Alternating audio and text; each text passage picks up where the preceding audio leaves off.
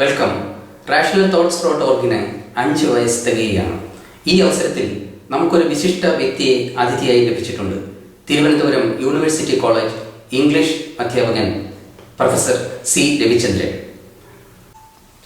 കഴിഞ്ഞ ഏതാനും വർഷങ്ങളായി യുക്തിചിന്തയ്ക്കും ശാസ്ത്രീയ വീക്ഷണത്തിനും ഒരു പുതിയ മാനവും ഊർജവും നൽകിയ വ്യക്തിയാണ് പ്രൊഫസർ സി രവിചന്ദ്രൻ. വിശ്വപ്രസിദ്ധനായ പരിണാമ ശാസ്ത്രജ്ഞനും യുക്തിചിന്തകനുമായ റിച്ചാർഡ് ഡോക്കിൻസിനെ മലയാളികൾക്ക് പരിചയപ്പെടുത്തിയത് സി രവിചന്ദ്രനായിരുന്നു. ഡോക്കിൻസിന്റെ പ്രശസ്ത കൃതിയായ ഗോഡ് ഡെല്യൂഷന് അദ്ദേഹം നാസ്തികനായ ദൈവം എന്ന പേരിൽ ഒരു പഠന ഗ്രന്ഥം എഴുതി. 2009 DC ബുക്സ് അത് പ്രസിദ്ധീകരിച്ചു. മലയാളത്തിൽ മറ്റൊരു യുക്തിവാദ സാഹിത്യ കൃതിക്കും ലഭിക്കാഞ്ഞ സ്വീകാര്യതയാണ് നാസ്തികനായ ദൈവത്തിന് ലഭിച്ചത്. അതിന് തെളിവാണ് പ്രസിദ്ധീകരിച്ച് 2 വർഷത്തിനകം തന്നെ 3ാമത് എഡിഷനിലേക്ക് പോകേണ്ടി വരുന്നു അതിൻ്റെ പ്രസാധകർക്ക് എന്നുള്ള വസ്തുത. അദ്ദേഹത്തിൻ്റെ മറ്റ് രചനകളെക്കുറിച്ച് പറയുമ്പോൾ 2007 തിരുവനന്തപുരം മൈത്രി ബുക്സ് പ്രസിദ്ധീകരിച്ച ആദമിൻ്റെ പാലവും രാമൻ്റെ സേതുവും എന്ന പുസ്തകം, അതുപോലെ 2011 DC ബുക്സ് തന്നെ പ്രസിദ്ധീകരിച്ച മൃത്യുവിൻ്റെ വ്യാകരണം എന്ന പുസ്തകം, ഇവയൊക്കെ മലയാളി വായനക്കാർ വളരെ ആവേശത്തോടെ സ്വീകരിക്കുകയും ഇപ്പോഴും ഒട്ടേറെ ചർച്ചയ്ക്ക് വിധേയമായി കൊണ്ടിരിക്കുകയും ചെയ്യുന്ന കൃതികളാണ്. ഒപ്പം തന്നെ അദ്ദേഹത്തിൻ്റെതായുള്ള ചില പ്രധാന തർജ്ജമകളുമുണ്ട്. റിച്ചാർഡ് ഡോക്കിൻസിൻ്റെ തന്നെ ബെസ്റ്റ് സെല്ലറായ the greatest show on earth എന്ന പുസ്തകത്തിൻ്റെ തർജ്ജമ മലയാള പരിഭാഷ അദ്ദേഹം പൂർത്തിയാക്കി. അടുത്ത 2 മാസങ്ങൾക്കകം, അതായത് 2012 ഏപ്രിലിൽ DC ബുക്സ് അത് പ്രസിദ്ധീകരിക്കണം. അതോടൊപ്പം തന്നെ ഡോക്ടർ വിളയന്നൂർ S രാമചന്ദ്രൻ്റെ പ്രസിദ്ധമായ ദ ടെൽ ബ്രെയിൻ എന്ന കൃതിയുടെ തർജ്ജമയും അദ്ദേഹം ചെയ്തുകൊണ്ടിരിക്കുകയാണ്. ഏതാനും മാസങ്ങൾക്കുള്ളിൽ DC തന്നെ ആ പുസ്തകവും പ്രസിദ്ധീകരിക്കും. പുസ്തകരചന മാത്രമല്ല, ബ്ലോഗിലും ശ്രീ രവിചന്ദ്രൻ സജീവമാണ്. നാസ്തികനായ ദൈവം എന്ന പേരിലുള്ള അദ്ദേഹത്തിൻ്റെ ബ്ലോഗിൽ ഏകദേശം 42 പോസ്റ്റുകൾ വന്നു കഴിഞ്ഞു. ലോകത്തിൻ്റെ നാനാഭാഗത്തു നിന്നും വളരെ ആവേശകരമായാണ് മലയാളികളായ ബ്ലോഗ് വായനക്കാർ അദ്ദേഹത്തിൻ്റെ പോസ്റ്റുകളോട് പ്രതികരിച്ചത്. ചില പോസ്റ്റുകൾക്ക് 2800 കമൻറ്റുകൾ വരെയാണ് ലഭിച്ചത്. അദ്ദേഹത്തിൻ്റെ പോസ്റ്റുകളിൽ പ്രതിപാദിച്ച വിഷയങ്ങളുമായി ബന്ധപ്പെട്ട് നടന്ന ചർച്ച എത്രത്തോളം വിശാലമായിരുന്നു എന്നാണ് ഇത് തെളിയിക്കുന്നത്. ശ്രീ രവിചന്ദ്രനെ കുറിച്ച് പറയുമ്പോൾ എടുത്തു പറയേണ്ട മറ്റൊരു കാര്യം, യുക്തിചിന്തയുടെയും ശാസ്ത്രീയ വീക്ഷണത്തിൻ്റെയും പക്ഷത്തു നിന്ന് അദ്ദേഹം ദൃശ്യമാധ്യമങ്ങളിൽ നടത്തിയ ഇടപെടലുകളാണ്. മലയാളത്തിലെ പ്രമുഖ ടെലിവിഷൻ ചാനലുകളിൽ സി രവിചന്ദ്രൻ ആധ്യാത്മിക മത നേതാക്കളുമായി നടത്തിയ ആശയ സംവാദം യുക്തിബോധത്തിൻ്റെയും ശാസ്ത്രീയ വീക്ഷണത്തിൻ്റെയും പ്രസക്തി പൊതുസമൂഹത്തിന് മനസ്സിലാക്കി കൊടുക്കുന്നതിൽ ഒട്ടേറെ സഹായിച്ചിട്ടുണ്ട്. ഇതിനൊക്കെ ഉപരിയായി നാം കാണേണ്ടത് തിരക്കേറിയ ഔദ്യോഗിക ജീവിതത്തിനിടയിലും കേരളത്തിലുടനീളം സഞ്ചരിച്ച് അദ്ദേഹം നടത്തിയ പഠന ക്ലാസുകളാണ്. കേരളത്തിലെ വിവിധ സ്ഥലങ്ങളിൽ അദ്ദേഹം നടത്തിയത് 80-ൽ പരം പ്രഭാഷണങ്ങളും പഠന ക്ലാസുകളുമാണ്. ആയിരക്കണക്കിന് പേരുടെ മനസ്സിൽ യുക്തിയുടെയും ശാസ്ത്രീയ ചിന്തയുടെയും തീപ്പൊരി വിതറുവാൻ പ്രൊഫസർ രവിചന്ദ്രന് കഴിഞ്ഞിട്ടുണ്ട്. ആ പ്രക്രിയ അദ്ദേഹം ഇപ്പോഴും തുടർന്നുകൊണ്ടിരിക്കുന്നു. ഈ അവസരത്തിൽ നമ്മുടെ ക്ഷണം സ്വീകരിച്ച് ഇവിടെ എത്തി നമ്മളുടെ ചോദ്യങ്ങൾക്ക് മറുപടി പറയുവാനും വിശദീകരണം നൽകുവാനും എത്തിയിരിക്കുന്ന ശ്രീ രവിചന്ദ്രനെ റാഷണൽ തോട്ട്സ് .org-ന് വേണ്ടി ഞാൻ സന്തോഷപൂർവ്വം സ്വാഗതം ചെയ്യുന്നു. സ്വാഗതം പ്രൊഫസർ രവിചന്ദ്രൻ. താങ്കളുടെ പുസ്തകത്തിൻ്റെ പേര് നാസ്തികനായ ദൈവം എന്നാണ്. നാസ്തികത ദൈവികത എന്നത് വിരുദ്ധ ആശയങ്ങളല്ലേ? അങ്ങനെയാണെങ്കിൽ നാസ്തികനായ ദൈവം എന്ന പേരിൽ ഒരു വൈരുദ്ധ്യമില്ല. എന്തുകൊണ്ടാണ് താങ്കൾ ആ പേര് സ്വീകരിച്ചത്? താങ്കൾ ഒരു നാസ്തികനാണ്. നാസ്തികനായ ദൈവം എന്ന് പറയുമ്പോൾ ഒരു പുസ്തകത്തിൻ്റെ പേരാണ്. പുസ്തകം എന്ന് പറഞ്ഞാൽ after all it's a commodity. It is to be bought, it is to be sold. അപ്പോൾ ശ്രദ്ധ ആകർഷിക്കുക എന്നുള്ളത് വളരെ പ്രധാനപ്പെട്ട ഒരു കാര്യം. അതോടൊപ്പം തന്നെ നമുക്ക് പറയാനുള്ള സന്ദേശം വായനക്കാരിൽ എത്താനായി നമ്മൾ തലവാചകത്തിൻ്റെ കാര്യത്തിൽ, ടൈറ്റിലിൻ്റെ കാര്യത്തിലൊക്കെ ഇത്തരത്തിലുള്ള ചില ക്രിയേറ്റിവിറ്റികൾ നടത്തുക സ്വാഭാവികമാണ്. പക്ഷെ അത് വളരെ അർത്ഥശൂന്യമായിട്ടോ അല്ലെങ്കിൽ ഒരു ക്രിയേറ്റിവിറ്റിക്ക് വേണ്ടി നടത്തിയ ഒരു ക്രിയേറ്റിവിറ്റി അല്ല. ആരാണ് ഒരു നാസ്തികൻ? സാധാരണയായി നമ്മൾ സമൂഹത്തിൽ ദൈവവിശ്വാസം ഇല്ലാത്തയാൾ എന്നാണ് നമ്മൾ പറയുന്നത്. വിശ്വാസം ഇല്ലായ്മയാണ് നാസ്തികം. അതൊരു നിരാസ പ്രവണതയാണ്, ഒരു തിരസ്കാരമാണ്. സാധാരണ രീതിയിൽ നമ്മുടെ സമൂഹത്തിൽ ഒരു നാസ്തികൻ നമ്മൾ പലരെയും കണ്ടുമുട്ടാറുണ്ട്. അവരെ ജീവിക്കുന്ന ഒരു ശൈലിയുണ്ട്. ആ ശൈലി എന്ന് പറയുന്നത് പൂജാതി ഹോമാദികളെല്ലാം തിരസ്കരിച്ചുകൊണ്ട്, തീർത്ഥാടനങ്ങളില്ലാതെ, മുട്ടിലഴയാതെ, കുംഭസാരങ്ങളില്ലാതെ, സ്വന്തം ക്രിയാശേഷിയിലും വിശ്വസിച്ചുകൊണ്ട് യാഥാർത്ഥ്യബോധത്തോടെ ജീവിക്കുക എന്നുള്ളതാണ് ഒരു നാസ്തികൻ പൊതുവിൽ ചെയ്യുക. ഇപ്പൊ ദൈവം എന്ന് പറയുന്ന ഒരു മിത്തിക്കൽ ക്യാരക്ടർ അല്ലെങ്കിൽ ഒരു മിത്തിക്കൽ ആയിട്ടുള്ള ഒരു കഥാപാത്രത്തെ മതം മുന്നോട്ട് വെക്കുകയും നല്ല രീതിയിൽ അതിനെ വിറ്റഴിക്കുകയും ചെയ്യുന്നുണ്ട്. നമ്മൾ അങ്ങനെ ഒരു കഥാപാത്രം ഉണ്ട് എന്ന് സങ്കല്പിക്കുക ആസ് എ കണ്ടീഷൻ. അങ്ങനെയാണെങ്കിൽ ആ കഥാപാത്രം ഒരിക്കലും ഒരു അതീത ശക്തിയെ അംഗീകരിക്കുന്നുണ്ടാവില്ല, തീർത്ഥാടനങ്ങൾ നടത്തുന്നുണ്ടാവില്ല, പ്രാർത്ഥനകൾ നടത്തുന്നുണ്ടാവില്ല, പൂജകൾ ഉണ്ടാവില്ല, ഹോമങ്ങൾ ഉണ്ടാവില്ല, താൻ ചെയ്യുന്നതിന് കൂലി വേണമെന്നും ചെയ്യാത്തതിന് സമ്മാനം വേണമെന്നും അത് വിലപിക്കുന്നുണ്ടാവില്ല. എങ്ങനെയാണോ നമ്മുടെ സമൂഹത്തിൽ ഒരു നാസ്തികൻ ജീവിക്കുക, അതേ ജീവിത ശൈലിയോടുകൂടി, അതേ ചിന്താശൈലിയോടുകൂടി ആയിരിക്കും ദൈവം എന്ന് പറയുന്നൊരു ഒരു കഥാപാത്രം നിലനിൽക്കുന്നതെന്നാണ് നമ്മൾ കാണുന്നത്. മതം അവതരിപ്പിക്കുന്ന കഥാപാത്രം അങ്ങനെയാണ് നിലനിൽക്കുന്നത്. ആ നിലയിൽ ദൈവം എന്നൊരു കഥാപാത്രം ഉണ്ട് എങ്കിൽ മതപ്രകാരമുള്ള ദൈവം നാസ്തികനാണ്. എങ്ങനെയാണ് ഒരു നാസ്തികൻ നമ്മുടെ സമൂഹത്തിൽ ജീവിക്കുന്നത്, എന്താണ് അവന്റെ ചിന്താഗതി, അത് തന്നെയാണ് ദൈവം. ആ രീതിയിലാണ് പോകുന്നത്. ദൈവത്തിന് മുകളിലൊരു ദൈവമില്ല, ദൈവത്തിന് മതജീവിതമില്ല, പ്രാർത്ഥനയില്ല, പൂജയില്ല, തീർത്ഥാടനമില്ല.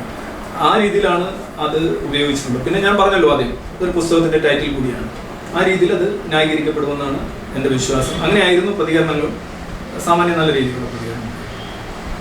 പിന്നെ താങ്കൾ രണ്ടാമത്തെ ചോദ്യം നാസ്തികനാണോ എന്നുള്ള ചോദ്യം. ഇന്നത്തെ നമ്മുടെ സമൂഹത്തിൽ നാസ്തികനാണോ എന്ന് ചോദിച്ചു കഴിഞ്ഞാൽ സ്വാഭാവികമായിട്ട് നമ്മൾ ചില വളരെ മൃദുവായ മറ്റു ചില ഉത്തരങ്ങളാണ് തേടി പോവുക. ഞാനൊരു ഹ്യൂമനിസ്റ്റാണ്, ഒരു സ്കെപ്റ്റിക്കാണ്, അല്ലെങ്കിൽ ഞാനൊരു മതേതരവാദിയാണ്, ഒരു സെക്യുലറിസ്റ്റാണ്.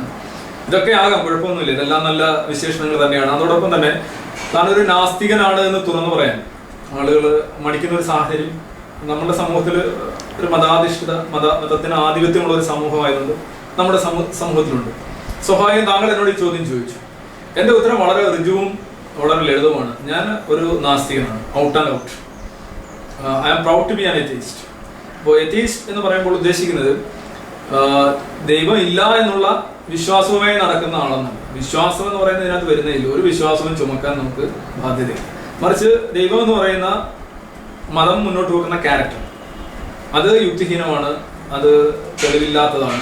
അതുകൊണ്ട് അതിനെ അംഗീകരിക്കാനാവില്ല. അതിനെ തിരസ്കരിക്കുന്ന ഒരു വ്യക്തി. എനിക്ക് തെളിവുകളില്ല, എനിക്കത് യുക്തിപരമായി തോന്നുന്നില്ല. സോ ഞാനൊരു അവിശ്വാസിയാണ്, ഞാനൊരു വിശ്വാസിയല്ല, നാസ്തികൻ. കേരളത്തിൽ യുക്തിവാദ ഗ്രന്ഥങ്ങൾ ധാരാളം ഇറങ്ങിയിട്ടുണ്ട്. എംസിയുടെ കാലം മുതൽ, എ ടി കോവൂരിൻ്റെ കാലം മുതൽ, ഡോക്ടർ പി ആന്റണിയുടെ ധാരാളം യുക്തിവാദ ഗ്രന്ഥങ്ങളൊക്കെ ഉണ്ട്. പക്ഷേ ഈ ഗ്രന്ഥങ്ങൾക്കൊന്നും കിട്ടാത്ത അത്ര ഒരു സ്വീകാര്യത താങ്കളുടെ പുസ്തകമായ നാസ്തികനായ ദൈവം എന്ന പുസ്തകത്തിന് കിട്ടിക്കഴിഞ്ഞു. 2009 DC പ്രസിദ്ധീകരിച്ച ആ പുസ്തകം കഴിഞ്ഞ 2 വർഷത്തിനുള്ളിൽ 3ാമത്തെ എഡിഷനിലേക്ക് പോകുന്നു. അടുത്ത മാസം, അതായത് ഏപ്രിൽ 3ാമത്തെ എഡിഷൻ ഇറങ്ങുന്നു എന്നാണ് അത്. എങ്ങനെയാണ് താങ്കൾ ഇതിനെ കാണുന്നത്? ഇതൊരു സന്തോഷകരമായ ഒരു അനുഭവമാണ്. കാര്യം പുസ്തകങ്ങൾ തന്നെ തിരസ്കരിച്ച ഒരു സമൂഹമാണ്. പുസ്തകം കേൾക്കുമ്പോൾ തന്നെ ഒരു വല്ലാത്ത ശ്വാസം മുട്ടലും വിമിഷ്ടമൊക്കെ ഉണ്ടാകുന്ന ഒരു മലയാളി അങ്ങനെ മാറിക്കൊണ്ടിരിക്കുന്നു എന്നാണ് നമുക്ക് കിട്ടുന്ന റിപ്പോർട്ട്. അങ്ങനെ വരുമ്പോൾ ഒരു സാമാന്യം വലിയ പുസ്തകമാണ്, സാഹിത്യമല്ല, കഥയല്ല. അപ്പോൾ അത്തരം ഒരു പുസ്തകം 3ാമത്തെ എഡിഷൻ 2 വർഷത്തിൽ താങ്കൾ പറഞ്ഞ പോലെ ഇറങ്ങുന്നു എന്ന് പറയുന്നത് സന്തോഷകരമാണ്. ചെറിയ ചില നല്ല സൂചനകൾ അത് കൊണ്ടുവരുന്നു എന്ന് ഞാൻ വിശ്വസിക്കുന്നു. റിച്ചാർഡ് ഡോക്കിൻസിനെ കുറിച്ച് താങ്കൾക്ക് എന്താണ് പറയുന്നത്?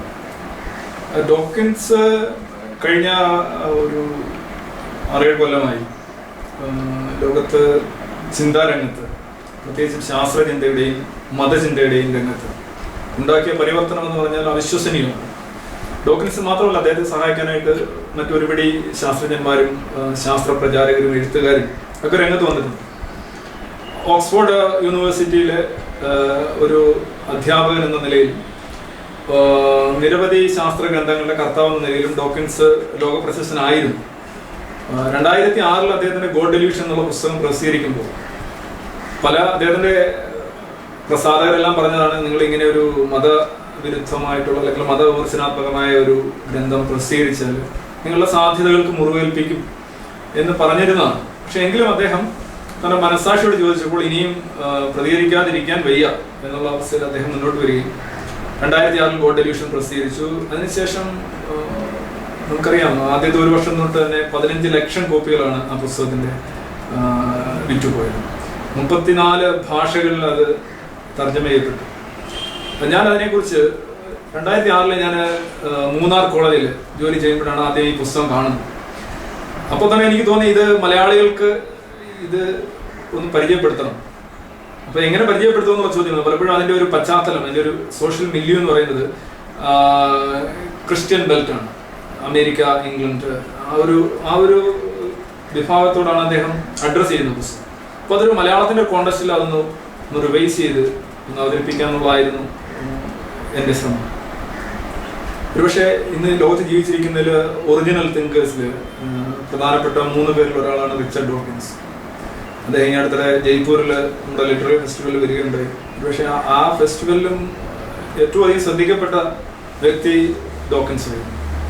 അത്രയ്ക്ക് ഒരുപക്ഷെ ഇംഗ്ലീഷ് സംസാരിക്കുന്ന രാജ്യങ്ങളിൽ മാത്രമല്ല, മറ്റ് ഈവൻ ലാറ്റിൻ അമേരിക്കൻ കൺട്രീസിൽ പോലും അദ്ദേഹത്തിൻ്റെ ചിന്തകൾക്കും അദ്ദേഹത്തിൻ്റെ പുസ്തകങ്ങൾക്കും വലിയ പ്രാമുഖ്യം ലഭിച്ചു വരികയാണ്. അപ്പം ആ നിലയ്ക്ക് അദ്ദേഹത്തിന് മലയാളത്തിൽ അല്ലെ കേരളത്തിൽ തന്നെ ഇപ്പോൾ ഡോക്കിൻസ് എന്ന് പറയുമ്പോൾ കുറച്ചധികം പേര് ആളുകൾ അറിയുന്നുണ്ട്. അതൊരു നല്ല സൂചനയാണ്. സാർ, താങ്കളുടെ പുസ്തകം ഒരുപക്ഷെ കേരളത്തിൽ ഏറ്റവും അധികം സഞ്ചരിച്ച പുസ്തകം എന്ന് വേണമെങ്കിൽ നമുക്ക് അതേക്കുറിച്ച് പറയാവുന്നതാണ്. അതായത് ഒരു പുസ്തകവുമായി ബന്ധപ്പെട്ട് ധാരാളം പഠന ക്ലാസ്സുകൾ, 70-ൽ പരം പഠന ക്ലാസ്സുകൾ താങ്കൾ നടത്തി കേരളത്തിൻ്റെ എല്ലാ ജില്ലകളിലും. ഒരിക്കൽ കോഴിക്കോട് വെച്ച് ഞാൻ താങ്കളുടെ ബ്ലോഗിൽ വായിക്കാനിടയായ ഒരു കാര്യമാണ്, കോഴിക്കോട് വെച്ച് താങ്കളുടെ പഠന ക്ലാസ് അറ്റൻഡ് ചെയ്ത ഒരു സുഹൃത്ത്, യുവ സുഹൃത്ത്, ക്ലാസ്സിന് ശേഷം പുറത്തിറങ്ങിയപ്പോൾ താങ്കളോട് ചോദിച്ചു, വളരെ വിദ്യാസമ്പന്നനായ അങ്ങ് വ്യത്യസ്ത പോലെയുള്ള ഒരു ചിന്താ പദ്ധതി കൊണ്ടു നടക്കുന്നത് വളരെ ചീപ്പായ ഒരു ഏർപ്പാടല്ലേ എന്ന് ചോദിച്ചതിന് അല്പം രസകരമായ മറുപടി താങ്കൾ കൊടുത്തതായി ഞാൻ വായിച്ചിരുന്നു. അതൊന്ന് വിശദീകരിക്കും. അത് സ്വാഭാവികമായ ഒരു മതവിശ്വാസിയുടെ ഒരു പ്രതികരണമാണ്. നല്ല എഡ്യൂക്കേറ്റഡ് ആയിട്ടുള്ള ഒരു മനുഷ്യനായിരുന്നു. കമ്പ്യൂട്ടർ എഞ്ചിനീയർ എന്നാണ് എന്നോട് അദ്ദേഹം പരിചയപ്പെട്ടത്. സ്വാഭാവിക പല കാര്യങ്ങൾ പറഞ്ഞു. അതിനുശേഷം എന്നോട് പറഞ്ഞു, താങ്കൾ ഇത്രയൊക്കെ പഠിച്ച ഒരാളാണ്, അധ്യാപകനാണ്, എത്തീസം എന്ന് പറയുന്ന വസ്തുത അല്ലെങ്കിൽ അങ്ങനെ ഒരു വിശ്വാസം ഇതൊക്കെ വളരെ ചീപ്പല്ലേ എന്നാണ് എന്നോട് ചോദിച്ചത്. ഞാൻ അദ്ദേഹത്തോട് പറഞ്ഞു, തീർച്ചയായും ഇറ്റ്സ് കമ്പാരിറ്റീവ്ലി ചീപ്പാണ്. ചീപ്പ് എന്ന് പറയുമ്പോൾ നമ്മൾ ഉദ്ദേശിക്കുന്നത് ഒരു വില കുറഞ്ഞ, ചിലവില്ലാത്ത എന്നുള്ള അർത്ഥത്തിലാണ് ഞാൻ ഉദ്ദേശിച്ചത്. മറ്റൊരു അർത്ഥവും ഉണ്ട് അതിന്.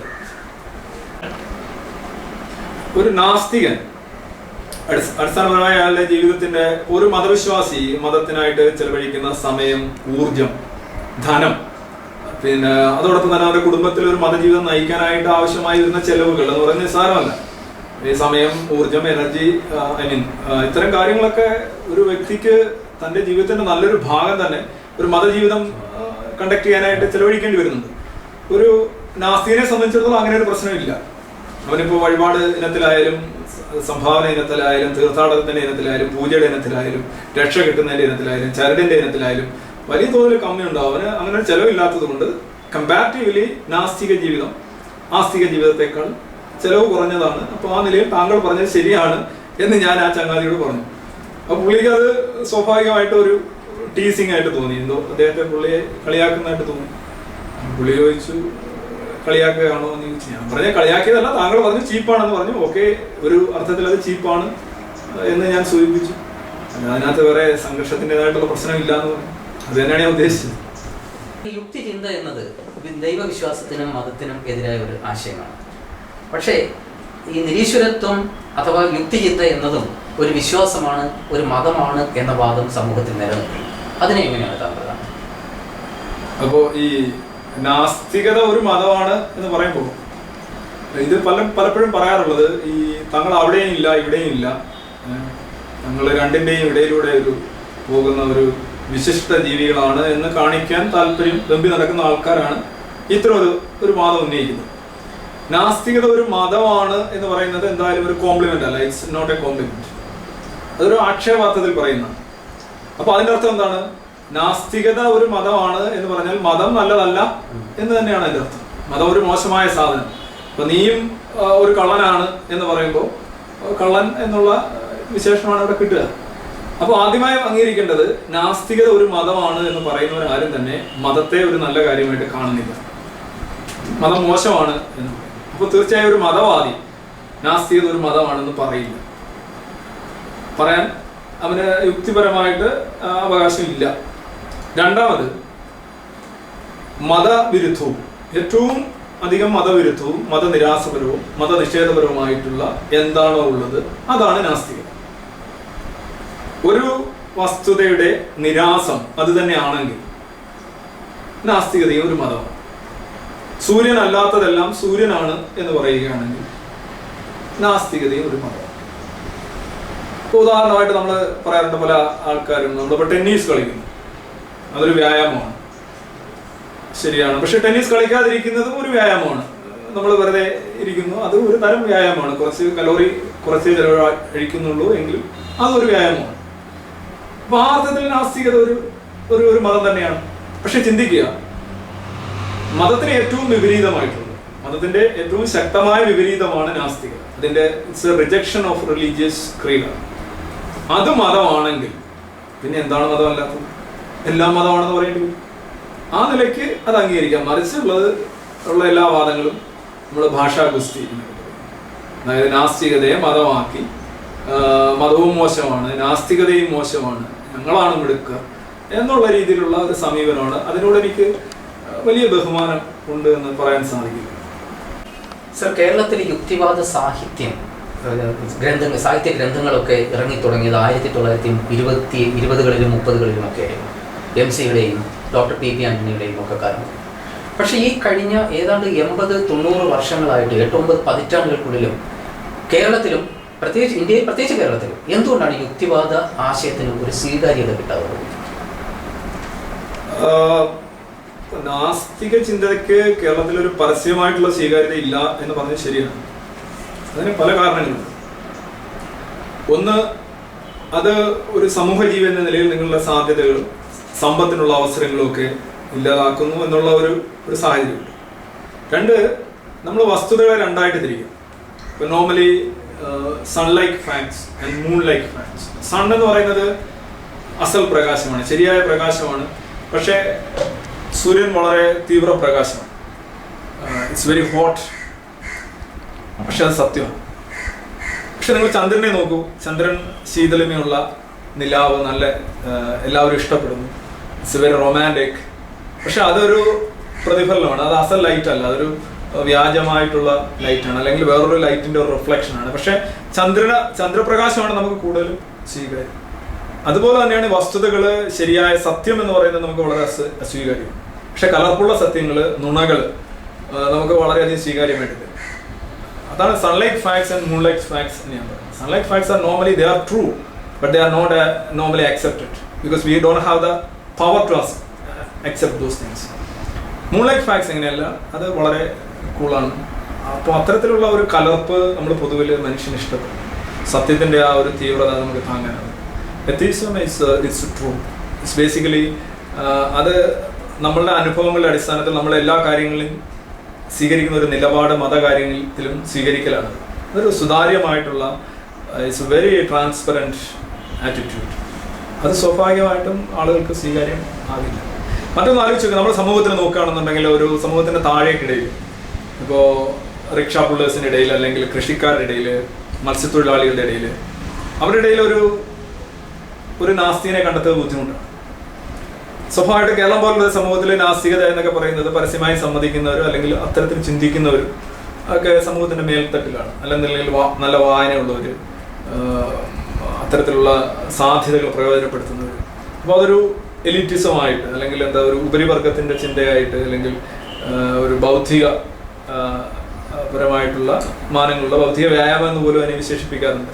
അപ്പൊ അങ്ങനെ വരാൻ കാരണം ഒരു സാധാരണക്കാരന്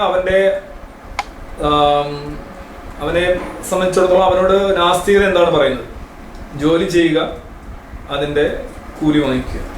ജോലിയിലൂടെ ഇപ്പൊ തന്നെ ചാർവാകന്മാർ തന്നെ പറഞ്ഞോണം, ക്രിയാശ്ച ഫലദായിക, ചിന്താശ്ച അല്ല, മോഹാശ്ച അല്ല, അത്യാഗ്രഹാശ്ച അല്ല, ക്രിയ ചെയ്ത് അതിന്റെ ഫലം ഉണ്ടാക്കുക എന്നൊരാളോട് നമ്മൾ പറയുമ്പോൾ, ഓ അത് പറയാൻ നിങ്ങൾ വേണോ, എനിക്കറിയില്ലേ ക്രിയ ചെയ്യാതെ എന്തെങ്കിലും ഫലം ഉണ്ടാക്കാൻ സാധിക്കുന്ന എന്തെങ്കിലും കുറുക്കു വഴികൾ ഉണ്ടോ എന്നായിരിക്കും അവൻ ചോദിക്കുക. അപ്പൊ അങ്ങനെ കുറുക്കു വഴികൾ ഉണ്ട് എങ്കിൽ അവനത് പെട്ടെന്ന് സ്വീകാര്യമായിട്ട് തീരും.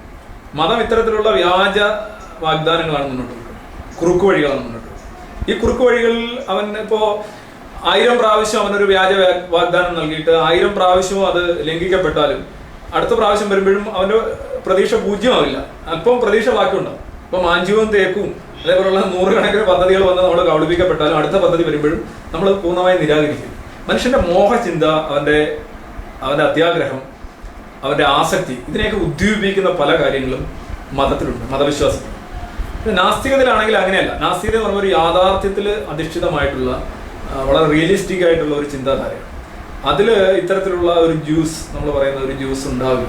അപ്പോൾ സ്വാഭാവികമായിട്ടും ആളുകൾക്ക് ഇപ്പോൾ ഒരു അവാർഡ് ചിത്രം കാണുന്ന അല്ലെങ്കിൽ ഒരു കലാമൂല്യമുള്ള ചിത്രം കാണുന്ന എത്ര പേര് തയ്യാറാവും? അതുപോലെ ആയിരിക്കില്ല ഒരു പക്ഷേ നമ്മളൊരു 5 അടിയും ചിരഞ്ജീവിയുടെ ഒരു പടമോ അല്ലെങ്കിൽ സൽമാൻ ഖാന്റെ ഒരു പടമോ. അപ്പൊ അത്തരം പടങ്ങളിൽ ഒരു ജനകീയത ഉണ്ടാവും. ജനങ്ങൾക്ക് അത്തരം കാര്യങ്ങളായിരിക്കും കൂടുതൽ അവരെ ഉദ്ദീപിപ്പിക്കുന്ന, അവരുടെ മോഹത്തെയും അവരുടെ ആഗ്രഹങ്ങളെയൊക്കെ പ്രചോദിപ്പിക്കുന്ന. വ്യാജമാണത്. മാർക്സ് തന്നെ പറഞ്ഞ ഒരു മിഥ്യാസുഖം നൽകുന്ന ഒന്ന് മതത്തിലുണ്ട്, അങ്ങനെ ഒന്ന് നാസ്തികതയിലില്ല. സ്വാഭാവികമായിട്ടും നാസ്തികതയുടെ സ്വീകാര്യത കുറയുന്നതിന്റെ ഒരു കാര്യം സത്യമാണ്. സത്യമാർക്കും അത്ര പെട്ടെന്ന് അങ്ങോട്ട് ദഹിക്കില്ല എന്നുള്ളത്. പല സത്യങ്ങളും അങ്ങനെയാണ്. ആ നിലയ്ക്ക് അതിനെ കണ്ടാൽ മതി. പക്ഷെ ഇവിടെ ഒരു വാദം നിലനിൽക്കുന്ന സാർ, വസ്തുനിഷ്ഠ യാഥാർത്ഥ്യവുമായി ബന്ധപ്പെട്ട അടിത്തറ ഒരുപക്ഷെ മതവിശ്വാസത്തിനും ഈശ്വര ചിന്തയ്ക്കും ആധ്യാത്മിക ചിന്തയ്ക്കും ഇല്ല എങ്കിൽ പോലും വിശ്വാസവുമായി ബന്ധപ്പെട്ട് ധാരാളം ധാർമ്മിക മൂല്യങ്ങൾ, മതത്തിൽ ധാരാളം ധാർമ്മിക മൂല്യങ്ങളുണ്ട്. മനുഷ്യനെ ശരിയായ മാനവിക പാതയിലേക്ക് നയിക്കുവാൻ മതങ്ങൾക്ക് കഴിയുന്നുണ്ട് എന്ന ഒരു ധാരണ പൊതുവെ സമൂഹത്തിൽ നിലനിൽക്കുന്നു. ആ രീതിയിൽ നമുക്ക് കാണുമ്പോൾ മതത്തെ അങ്ങനെ നിരസിക്കേണ്ടതുണ്ടോ? അതല്ലെങ്കിൽ മതവിശ്വാസികൾ പറയുന്നതിന് കുറച്ചൊക്കെ നമ്മൾ ഒരു പരിഗണന കൊടുക്കേണ്ടതല്ലേ? അതെങ്ങനെയാണ് താങ്കൾ? ഈ മതവും ധാർമ്മികതയായിട്ടുള്ള ബന്ധം, നെയ്യുമായിട്ടുള്ള ബന്ധം. നെയ്യപ്പം എന്ന് പറയുന്നത് നമ്മൾ സാധാരണ ഇതിൽ ഇന്ന് വിൽക്കുന്ന സാധനത്തിന് നെയ്യില്ല. ധാർമ്മികത മതം അവകാശപ്പെടാറുണ്ട്.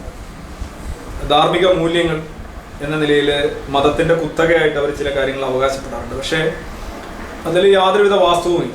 ഒരിക്കലും ധാർമ്മികതയോ മനുഷ്യന്റെ ധാർമ്മികതയോ അവന്റെ ചിന്താപരമായ ഉന്നതിയോ മതത്തിന്റെ സൃഷ്ടി അല്ല എന്ന് മാത്രമല്ല, മനുഷ്യൻ സ്വയം ഉദ്ധരിച്ച് അല്ലെങ്കിൽ സ്വയം പുരോഗമിച്ചപ്പോൾ അതിൽ പലതും മതത്തിൽ ക്രോഡീകരിക്കപ്പെട്ടിട്ടുണ്ടാവാം. ചിലതൊക്കെ മതം എന്ന് പറയുന്നത് നമ്മൾ സമൂഹത്തിലേക്ക് അതാത് നിലനിന്ന കാലഘട്ടത്തിലേക്ക് വലിച്ചെറിയുന്ന ഒരു ഊരുവലയാണ്.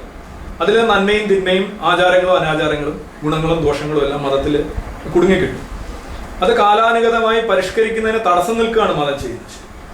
ഇപ്പോൾ 7-ാം നൂറ്റാണ്ടിൽ അറേബ്യയിൽ ഉണ്ടായിരുന്ന നല്ലതും ചീത്തയും ഇസ്ലാമിലുണ്ട്.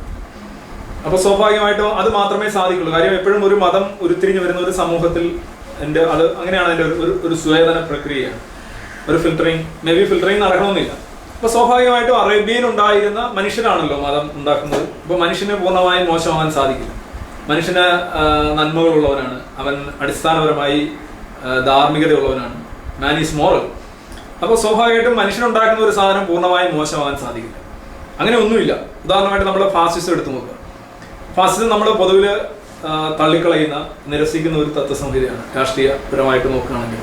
പക്ഷെ അതിന് രാഷ്ട്ര നിർമ്മാണം ഉൾപ്പെടെയുള്ള രംഗങ്ങളിൽ അതിന് ഒരുപാട് നല്ല വശങ്ങളുണ്ട്. അത് വളരെ കൺസ്ട്രക്റ്റീവാണ്. രാജ്യസ്നേഹത്തിന്റെ കാര്യത്തിൽ, എങ്ങനെയാണ് ഒരു രാഷ്ട്രം കെട്ടിപ്പടുക്കുന്നത് കാര്യത്തിൽ, അങ്ങനെ നിരവധി മേഖലകളിൽ ഫാസിസത്തിന് വളരെ ശക്തമായിട്ടുള്ളതും വളരെ ഉദാത്തമായിട്ടുള്ള അതിന്റെ ഘടകങ്ങളുണ്ട്. പക്ഷെ നമ്മൾ അതിനെ മൊത്തത്തിൽ it is essentially bad and occasionally good എന്നാണ് പറയുന്നത്. ചില അവസരങ്ങളിൽ അത് നല്ലതാണ്. മതത്തിന്റെ കാര്യത്തിൽ അത്രയേ ഉള്ളൂ. ചില കാര്യങ്ങൾക്കൊക്കെ അല്ലെങ്കിൽ ചില അവസരങ്ങളിൽ, അപൂർവ അവസരങ്ങളിൽ അത് നല്ലതായിട്ട് തോന്നാം. പക്ഷെ മൊത്തത്തിൽ നോക്കുമ്പോൾ അതിൽ തിന്മയുടെ അംശമാണ് കൂടുതൽ. അതുകൊണ്ടാണ് നമ്മൾ അതിനെ തിരസ്കരിക്കുന്നത്. ഇനി മതത്തിന് നല്ല വശങ്ങളുണ്ടെങ്കിൽ ഞാൻ ചോദിക്കട്ടെ, ഐത്തത്തിന് നല്ല വശങ്ങളില്ലേ? ഐത്തം നമ്മൾ തള്ളിയതാണ്. ഐത്തത്തിന് ഡിവിഷൻ ഓഫ് ലേബർ ഉറപ്പാക്കുന്നില്ലേ? സാമൂഹ്യ വ്യവസ്ഥ വളരെ വേണമെങ്കിൽ അവർക്ക് വാദിക്കാൻ, ഞങ്ങൾ ഐത്തമൊക്കെ ഉള്ളതുകൊണ്ട് എല്ലാത്തിനും ഒരു വ്യവസ്ഥയുണ്ട്, എല്ലാത്തിനും ഒരു അടിസ്ഥാനമുണ്ട്, ജോലി ചെയ്യാൻ ആളുണ്ട്. ഇപ്പൊ കൃഷിക്കാരെ കിട്ടാനില്ല, മറ്റു പല പണികളും ചെയ്യാൻ ആളുകളെ കിട്ടാനില്ല എന്നൊക്കെയുള്ള വാദം ഐത്ത വ്യവസ്ഥയിൽ ഇല്ല. കാര്യം എല്ലാ പണിക്കും ആളുണ്ട്. അപ്പൊ നമ്മൾ പറയണോ അതിന് കുറെ നല്ല വശങ്ങളില്ലേ, നമുക്കതിനെ അങ്ങ് സാംശീകരിക്കാന്ന് പറയുന്നത് എത്ര വിഡിത്തമാണ്. അപ്പൊ അതുപോലെ തന്നെ ശൈശവ വിവാഹം, അതിന് നല്ല വശങ്ങളില്ലേ? ഉണ്ട്, തീർച്ചയായിട്ടും അതിന് നല്ല വശങ്ങളുണ്ട്. നല്ല വശങ്ങളില്ലാത്തതായിട്ട് ലോകത്ത് ഒന്നും തന്നെ ഇല്ല. നല്ല വശങ്ങൾ കുറഞ്ഞിരിക്കും എന്നേ ഉള്ളൂ. പക്ഷെ ആ ഒരു അർത്ഥത്തിൽ നമ്മൾ വളരെ തിന്മയിൽ അധിഷ്ഠിതമായിട്ടുള്ള തത്വസംഹിതകളും അല്ലെങ്കിൽ സോഷ്യൽ ഇൻസ്റ്റിറ്റ്യൂഷനെ നമ്മൾ സ്വീകരിക്കുന്നില്ല. നമ്മൾ അതിനകത്ത് പക്ഷെ മതത്തിന്റെ കാര്യത്തിൽ വരുമ്പോൾ മാത്രം അതിനകത്ത് അവിടെ ഇവിടെയുള്ള നന്മകളൊക്കെ ചൂണ്ടിക്കാണിച്ച് അതിനെ ന്യായീകരിക്കാനായിട്ടുള്ള ഒരു പ്രോബ്ലം. അത് മതഭയം കൊണ്ടാണ്. മതത്തിനെതിരെ നമുക്ക് സംസാരിച്ചു കഴിഞ്ഞാൽ അല്ലെങ്കിൽ അതിനെതിരെയുള്ള ഒരു നിലപാടെടുത്തു കഴിഞ്ഞാൽ പരിക്കേൽക്കും എന്നുള്ള ബോധ്യം കൊണ്ടാണ് മതത്തിനെതിരെ അതിനകത്തുള്ള നല്ല വശങ്ങൾ വളരെ പണിപ്പെട്ടൊക്കെയാണ് കണ്ടുപിടിക്കുന്നത്. മറിച്ച് മതം നന്മ വന്നു എന്നുള്ളതിനേക്കാൾ മനുഷ്യനെ മതം ശുദ്ധീകരിക്കുകയല്ല, മതത്തെ മനുഷ്യൻ ശുദ്ധീകരിക്കുകയാണ് ചെയ്തത്. ഇന്നത്തെ എല്ലാ മതങ്ങളും എടുത്തു ഇന്നത്തെ കാലത്തിനനുസരിച്ച് ഇപ്പൊ ബൈബിളില് സബാത്ത് ദിവസം തന്നെ ജോലി ചെയ്യുന്ന ആൾക്ക് അയാളെ വധശിക്ഷയ്ക്ക് വിധിക്കണമെന്നാണ് ബൈബിൾ. നിങ്ങളുടെ മക്കൾ നിങ്ങൾക്കെതിരെ സംസാരിക്കുകയും നിങ്ങൾക്കെതിരെ കയർത്ത് സംസാരിക്കുകയും അവരെ കൊല്ലാൻ വരെ വകുപ്പുണ്ട് ബൈബിൾ പ്രകാരം. ബൈബിൾ വായിച്ചറിയാണെങ്കിൽ ജീവിക്കുകയാണെങ്കിൽ. ഇപ്പൊ മതഗ്രന്ഥങ്ങൾ പ്രകാരം ജീവിക്കുന്ന ഒരാൾക്ക് ഒരുപക്ഷെ വളരെ ക്രിമിനലായി മാത്രമേ ജീവിക്കാൻ കഴിയൂ, വളരെയധികം മോശമായ ഒരു വ്യക്തിയായിട്ട് ജീവിക്കാൻ കഴിയും. പക്ഷെ അതൊക്കെ തിരസ്കരിച്ചുകൊണ്ട് അതൊക്കെ ഡൈല്യൂട്ട് ചെയ്തുകൊണ്ട് മതത്തെ നേർപ്പിച്ചുകൊണ്ടാണ് ഇന്നൊരു മതവിശ്വാസി ജീവിക്കുന്നത്. അത് മതത്തിൽ നിന്ന് അവൻ ഓടി അകലുമ്പോഴാണ് അവൻ കൂടുതൽ ധാർമ്മികതയുള്ളവനായിട്ട് മാറുന്നത്.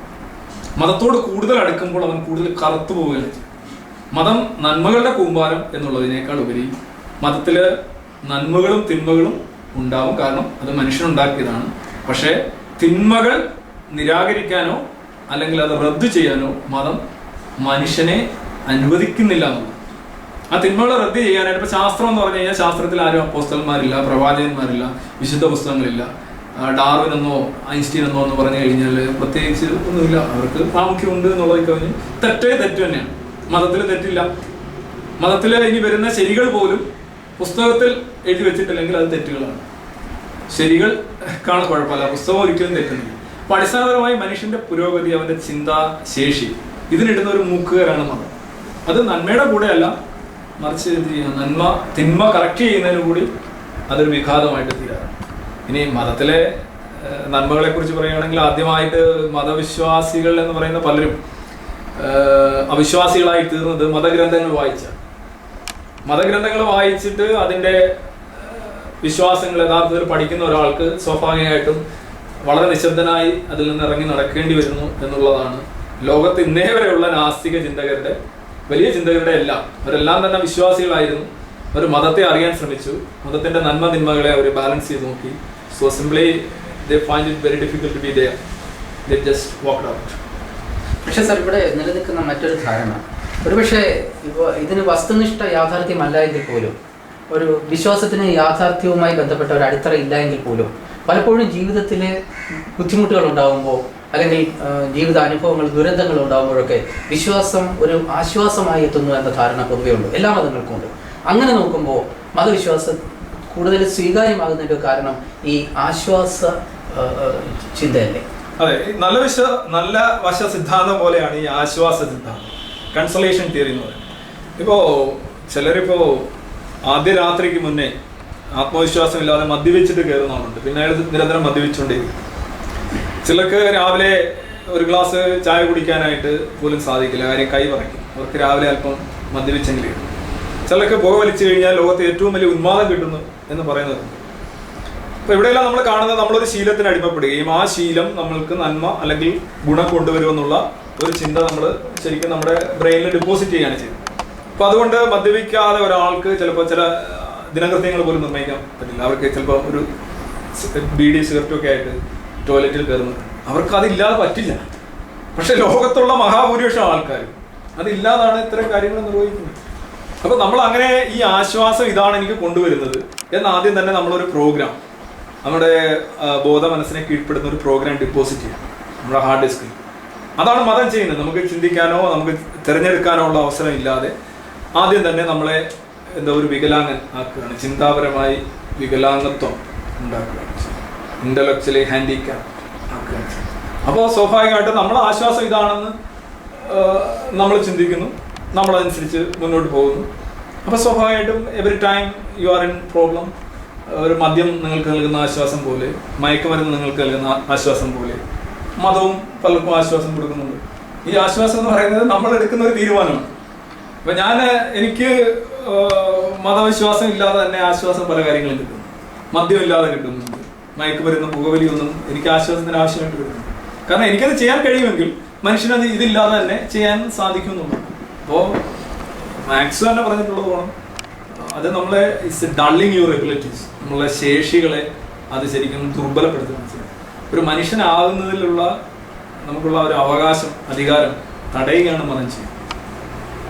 പക്ഷെ മറ്റൊരു ഭാഗം സാർ, ഇപ്പം പൊതുവെ നിലനിൽക്കുന്ന മനുഷ്യന്റെ സ്വതന്ത്രമായി ജീവിക്കുന്ന മനുഷ്യന് തെറ്റുകൾ ചെയ്യാനുള്ള ഇൻസ്റ്റിങ്സ്. അപ്പോൾ ആ സ്വാഭാവികമായിട്ടും തെറ്റിലേക്ക് പോകുന്ന മനുഷ്യനെ ഏതെങ്കിലും രീതിയിൽ ഒരു ശിക്ഷയുടെ ഒരു ഭയം നിലനിൽക്കുകയാണെങ്കിൽ കഴിയുന്നതും തെറ്റിൽ നിന്നും മാറി നിൽക്കുകയും ശരിയായ പാതയിൽ കൂടെ പോകുവാനും ഈ ഭയം, ദൈവഭയം അവനെ ശരിയായ പാതയിലേക്ക് നയിക്കുമെന്നും അവന് ജീവിതത്തിൽ വളരെ പ്രയോജനകരമാണ് എന്ന ഒരു ധാരണ പൊതുവെ എല്ലാ മതവിശ്വാസികൾക്കുണ്ട്. ആ ഒരു രീതിയിൽ കണ്ടാൽ ഒരു പക്ഷേ ഇതിന് പ്രയോജനമില്ലെങ്കിലും ധാർമ്മികതയുടെ വശം ഒന്നും നമുക്കിതിൽ പറയാനില്ലെങ്കിൽ പോലും ഈ ദൈവഭയം ഒരു പക്ഷേ സമൂഹത്തിന് ഗുണകരമാണ് എന്ന വാദത്തെ താങ്കൾ എങ്ങനെയാണ്? താങ്കൾ പറഞ്ഞത് വളരെ ശരിയാണ്. ഉദാഹരണമായിട്ട് ഭയം മതത്തിന്റെ അമ്മയാണ്. പെറ്റമ്മ അല്ലെങ്കിൽ പോറ്റമ്മയായിട്ടെങ്കിലും പലപ്പോഴും ഉണ്ട്. പലപ്പോഴും നമ്മൾ പറയല്ലോ അതൊരു ദൈവഭയം, അത് ധാർമ്മികത കൊണ്ടുവരുന്നു. ഉദാഹരണം നമ്മളൊരു സർക്കസ് തമ്പിൽ ചെന്ന് കഴിഞ്ഞാൽ നമ്മൾ ഈ സിംഹത്തെയും പുലിയെയും ഒക്കെ കളി പഠിപ്പിക്കുക എന്ന് പറയുന്നു. അത് നമ്മളുടെ ഉത്തരവുകൾ അനുസരിക്കുമ്പോൾ അതിനൊരു വാഴപ്പഴമോ അല്ലെ എന്തെങ്കിലും സമ്മാനം കൊടുക്കുക, നമ്മളെ ഉത്തരവുകൾക്കെതിരായിട്ട് നീങ്ങുമ്പോൾ അതിനെ ശിക്ഷിക്കുക, അടിക്കുക. അപ്പോൾ ഭയം കൊണ്ടൊരു കാര്യം ചെയ്യുക. ഇത് നമ്മൾ മൃഗങ്ങളെ പരിശീലിപ്പിക്കുന്ന രീതിയാണ്. മനുഷ്യൻ മൃഗത്തിനേക്കാൾ ഒരുപാട് ഉപരിയാണ്. അത് തങ്ങളുടെ ക്രെഡിറ്റ് ആണ്, ദൈവത്തിന്റെ ക്രെഡിറ്റ് ഒക്കെ ആണെന്നാണ് മതവിശ്വാസികൾ പറയുന്നത്. ഒരു മൃഗത്തെ എങ്ങനെയാണോ നമ്മൾ പരിശീലിപ്പിക്കുന്നത് ആ രീതിയിൽ തന്നെ മനുഷ്യനെ എക്കാലത്ത്, ഇപ്പം മതം തന്നെ ആഹാരം കഴിക്കുന്നതിന് സമ്മാനം കിട്ടുന്നുണ്ട്, ആഹാരം കഴിക്കാതിരിക്കുന്നതിന് സമ്മാനം, താടി വളർത്തുന്നതിന് സമ്മാനം, പാൻസിന്റെ ഇറക്കം കുറയ്ക്കുന്നതിന് സമ്മാനം, അതിന് സമ്മാനം, ഇതിന് സമ്മാനം, വാച്ച് ധരിക്കുന്നതിന് സമ്മാനം, എന്തെല്ലാം വളരെ രസകരമാണ് പല കാര്യങ്ങൾ. ബോഡി പാർട്സ് കട്ട് ചെയ്യുന്നതിന് സമ്മാനം. മറിച്ച് മതം പറയാത്ത കാര്യങ്ങൾ അല്ലെങ്കിൽ അത് നിഷേധിക്കുന്ന കാര്യങ്ങൾ ചെയ്താൽ ശിക്ഷ, നരകത്തിലിട്ട് വറക്കുക, പൊരിക്കുക, ചിപ്സ് ഉണ്ടാക്കുക, അത്തരത്തിലുള്ള ശിക്ഷകൾ. അപ്പോൾ ഇങ്ങനെ ഒരു മനുഷ്യനെ കൊച്ചുനാള് കുട്ടിക്കാലം തൊട്ട് വിശ്വാസികളുടെ മനസ്സിൽ ഇത്തരത്തിലുള്ള ചിന്തകൾ കുത്തിവെക്കുകയാണ്. ഭയം നിറച്ചുകൊണ്ട്, ഭയം വെച്ച് ആനയെ നമ്മൾ അല്ലെങ്കിൽ ഒരു മൃഗത്തെ നമ്മൾ പരിശീലിപ്പിക്കുന്നത് കൊണ്ട് സമ്മാനം കാണിച്ചും ശിക്ഷ പറഞ്ഞ് ഭയപ്പെടുത്തി, അതായത് സ്വർഗം കാണിച്ച് മോഹിപ്പിച്ചും നരകം കാണിച്ച് ഭയപ്പെടുത്തിയും നമ്മളൊരു മനുഷ്യനെ നന്നായി നടക്കാൻ പ്രേരിപ്പിക്കുന്നു എന്നാണ് താങ്കൾ പറഞ്ഞ ദൈവഭയം. ഇപ്പൊ ഓരോ ക്ലാസ്സിൽ, ഞാനൊരു അധ്യാപകനാണ്, ഇപ്പൊ ഞാനിരിക്കുന്ന ക്ലാസ്സിൽ ഞാനൊരു ചൂരലുമായിട്ട് ചെല്ലുമ്പോൾ കുട്ടികളെല്ലാം അടങ്ങിയിരിക്കുന്നു. ചൂരലില്ലാതെ ചെല്ലുമ്പോൾ കുട്ടികളെല്ലാം തന്നെ അവിടെ വല്ലാത്തൊരു വിപ്ലവം ഉണ്ടാക്കുന്നു എന്നിരിക്കട്ടെ. അപ്പൊ സ്വാഭാവികമായിട്ടും എന്റെ ക്ലാസ്സിൽ അച്ചടക്കം ഇല്ല എന്നും ഞാൻ ചൂരൽ കൊണ്ടുവരുന്നത് കൊണ്ട് ചൂരലിനെ കണ്ട് കുട്ടികൾ വെറുതെ ഇരിക്കുന്നു എന്നതിനർത്ഥമുള്ളൂ. അപ്പൊ ഈ ചൂരൽ കൊണ്ട് ഉണ്ടാക്കുന്ന അച്ചടക്കം എന്ന് പറയുന്നത് കൃത്രിമമായ അച്ചടക്കം, അത് കുത്തിവെക്കപ്പെട്ട ഒരു വികാരമാണ്, നമ്മൾ ഒട്ടിച്ചു വെക്കുക. അത് യഥാർത്ഥത്തിൽ മനുഷ്യനെ ധാർമ്മികതയുള്ളവനാക്കാൻ മതത്തിന് കഴിയില്ല എന്നുള്ള ഏറ്റവും വലിയ തെളിവാണ്. ഭയപ്പെടുത്തിയാൽ ഇപ്പൊ താങ്കൾക്ക് ഏറ്റവും ഒരു സ്ത്രീ വളരെ വിലപിടിപ്പുള്ള ഒരു ആഭരണം, നമ്മളൊരു പക്ഷേ ഏറ്റവും അധികം വിലമതിക്കുന്ന സാധനം അതായിരിക്കും.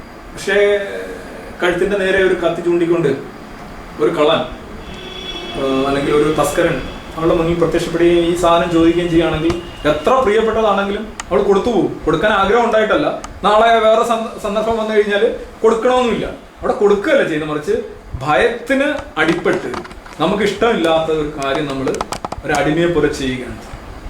ഇത്തരത്തിൽ മനുഷ്യനെ നിയന്ത്രിക്കുകയായിരുന്നു ഒരുപക്ഷെ മതം ആദ്യ കാലഘട്ടത്തിൽ ചെയ്തു. പക്ഷെ ഇന്ന് മനുഷ്യൻ ഒരുപാട് മാറിയിരിക്കുന്നു, അത് അംഗീകരിക്കാൻ മതത്തിന് സാധിക്കുന്നില്ല. ഇന്നും മനുഷ്യനെ ഇത്തരം കാര്യങ്ങളും കെട്ടുകഥകളും ശിക്ഷാവിധികളും കൈമുക്കുകളും ചാട്ടവാറടികളും സ്വർഗവും നരകവും ഒക്കെ പറഞ്ഞ് നിയന്ത്രിക്കേണ്ട ഒരു വ്യക്തിയല്ല മനുഷ്യന്. അവന് സ്വന്തമായ നിലയിൽ കാര്യങ്ങൾ അറിയാനായിട്ടുള്ള ശേഷിയുണ്ട്. ഇപ്പോൾ താങ്കൾക്ക് പറയാൻ വേണമെങ്കിൽ കുറച്ച് ആൾക്കാർക്കിടയിൽ ഇത്തരം ഭയം കുത്തിവെച്ച് കഴിഞ്ഞാൽ അടിസ്ഥാനപരമായിട്ട് അവർക്ക് മാറ്റം ഉണ്ടാക്കും, അവരത് ചെയ്യില്ല എന്ന് കുറച്ച് ആൾക്കാരെ സാധിച്ചെന്നിരിക്കും, അവരെ കഥകൾ പറഞ്ഞ്. പക്ഷെ അടിസ്ഥാനമായ മനുഷ്യന്റെ ഒരു മൂല്യം കാണുന്ന ഒരാൾക്ക് ഈ ഭയപ്പെടുത്തിയും സമ്മാനം കൊടുത്തുമുള്ള ഈ രീതി അത് വളരെ പ്രാകൃതമാണ് എന്ന് പറയാൻ സാധിക്കും. മനുഷ്യന് അതിലും ബെറ്ററായ പലതും അർഹിക്കുന്നു. He deserve something better. Sir, മിക്കവാറും എല്ലാ മതവിശ്വാസങ്ങളും അനുസരിച്ച്, പ്രത്യേകിച്ച് സെമിറ്റിക് മതവിശ്വാസങ്ങൾക്കനുസരിച്ച് മനുഷ്യൻ എന്നത് ദൈവത്തിൻ്റെ വിശിഷ്ട സൃഷ്ടിയാണ്. അതായത് പ്രത്യേക ചിന്താശക്തിയും ബുദ്ധിശക്തിയും കൊടുക്കപ്പെട്ടിട്ടുള്ള ജീവിയാണ് മനുഷ്യൻ. ആ സ്വഭാവ ഗുണങ്ങളൊന്നും മറ്റ് മൃഗങ്ങളിൽ, ജീവജാലങ്ങളില്ല എന്നാണ് മതവിശ്വാസം പൊതുവെ വെച്ച് പുലർത്തുന്നത്. എങ്ങനെയാണ് സാർ ഇതിനെ കാണുന്നത്? മനുഷ്യന് വിശേഷ ബുദ്ധിയുണ്ട് എന്നുള്ളത് ശരിയാണ്.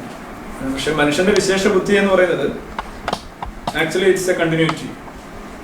നമുക്കുള്ളതെല്ലാം തന്നെ അതിൻ്റെ പ്രാഥമിക രൂപങ്ങളിൽ മറ്റ് ജന്തുജാലങ്ങളിൽ കാണാൻ ശരി. നമ്മുടെ ഏത് ശേഷി എടുത്തു നോക്കിയാൽ ഇപ്പോൾ പലരും പറയാറുണ്ട് മനുഷ്യൻ മാത്രമേ ശാസ്ത്രജ്ഞനാവുന്നുള്ളൂ, മനുഷ്യൻ മാത്രമേ റോക്കറ്റ് വിടുന്നുള്ളൂ. പക്ഷെ ആലോചിച്ച് നോക്കുക, നമ്മളുടെ തലച്ചോറിനെ കുറിച്ച് പഠിക്കുകയാണെങ്കിൽ നമുക്ക് മനസ്സിലാക്കാൻ കഴിയും ക്രമാനുഗതമായിട്ടുള്ള ഒരു ഡെവലപ്മെന്റ് ആണ്, ഒരു വികാസമാണ് മനുഷ്യന്റെ തലച്ചോറുണ്ടായിട്ടുള്ളത്. ഉദാഹരണമായിട്ട് നമ്മളിപ്പോൾ ഈ സംസാരിക്കുന്ന ഈ സമയം തന്നെ ആൻഡമാൻ നിക്കോബാർ ഐലൻഡിൽ ജരാബ എന്ന് പറയുന്ന ഒരു ട്രൈബ് ജീവിക്കും. അവര് ഈ അടുത്തിടെ കുറച്ച് സോഷ്യലൈസ്ഡ് ആയിട്ടുണ്ട്, സിവിലൈസ്ഡ് ആയിട്ടുണ്ട് എങ്കിൽ പോലും അവര് ഒരു അടിസ്ഥാനപരമായി അവരുടെ മുന്നിൽ പുറം ലോകത്ത്, ബാഹ്യ ലോകത്ത് ആരെങ്കിലും എത്തിച്ചേർന്ന് കഴിഞ്ഞാൽ ഒരു ചോദ്യം ഒന്നും ചോദിക്കാതെ ആദ്യമേ ഷൂട്ട് ചെയ്യണം. സെനോഫോബിയ എന്നൊക്കെ നമ്മൾ പറയാം. അതായത് അന്യനെ കൊല്ലുക. ഇതൊക്കെ നമ്മുടെ ഫ്ലൈറ്റ് ഓർ ഫ്ലീ മെക്കാനിസം, അല്ലെങ്കിൽ ഓടുക, പിന്തിരിഞ്ഞോടുക, അല്ലെങ്കിൽ ആക്രമിക്കുക. ഈ മെക്കാനിസത്തിനെ അടിസ്ഥാനപ്പെടുത്തിയാണ് നമ്മുടെ മസ്തിഷ്കത്തിലെ പ്രാഥമികമായിട്ടുള്ള നിക്ഷേപങ്ങളെല്ലാം ഉണ്ടായിട്ടുള്ളത്. അപ്പൊ അതാണ് അവർ ചെയ്യുന്നത്. അവർ ഇന്ന് ജീവിക്കുന്ന അവർക്ക് വ്യക്തമായ ഭാഷയില്ല, എഴുത്ത് ഭാഷയില്ല. അവർ നായാടി ജീവിക്കുന്നു, കൊല്ലുന്നു, തിന്നുന്നു. ഈവൻ ആഫ്രിക്കയിലൊക്കെ ചെന്ന് കഴിഞ്ഞാൽ പല ട്രൈബുകളുടെ ഇടയിൽ ഇപ്പോഴും മനുഷ്യ മാംസം അവർ പച്ചയ്ക്ക് ഭക്ഷിക്കും. മാംസം പച്ചയ്ക്ക് ഭക്ഷിക്കുന്ന മനുഷ്യര് ഇന്ന് ഈ ലോകത്തുണ്ട്. പക്ഷെ എനിക്ക് സാധിക്കില്ല. കാര്യം വെച്ച് കഴിഞ്ഞാൽ ഞാനത് ശ്രദ്ധിച്ചു. എനിക്ക് അങ്ങനെ ഒരു അഡാപ്ഷൻ വന്നിട്ടുണ്ട്. ആ അഡാപ്ഷൻ പോലും സാധിക്കാത്ത ജനങ്ങൾ ഇന്ന് ഈ ലോകത്തുണ്ട്. അപ്പൊ എന്ന് പറഞ്ഞു കഴിഞ്ഞാൽ അവരുടെ അത്രയും നമ്മൾ മുന്നിലല്ല. അവർ നമ്മളുമായിട്ട് നോക്കുകയാണെങ്കിൽ ഒരുപക്ഷെ ഒരു മൃഗവും നമ്മളുമായിട്ടുള്ള വ്യത്യാസമുണ്ട്. അവരിപ്പോൾ നമ്മളുടെ കൂടെ, ഇപ്പോൾ നമ്മളുടെ ഒപ്പം ജീവിക്കുകയാണ്. They are living along with us. ഇപ്പൊ ജരാബ ആയാലും ആഫ്രിക്കയിലെ ഇപ്പൊ നരഭോജികളൊക്കെ ആയാലും നമ്മളോടൊപ്പം ജീവിക്കുകയാണത്. അവർ പരീക്ഷ എഴുതുന്നില്ല, അവർ PhD എടുക്കുന്നില്ല, അവർ വൈസ് ചാൻസലർ ആകുന്നില്ല, അവർ ശാസ്ത്രജ്ഞനാകുന്നില്ല.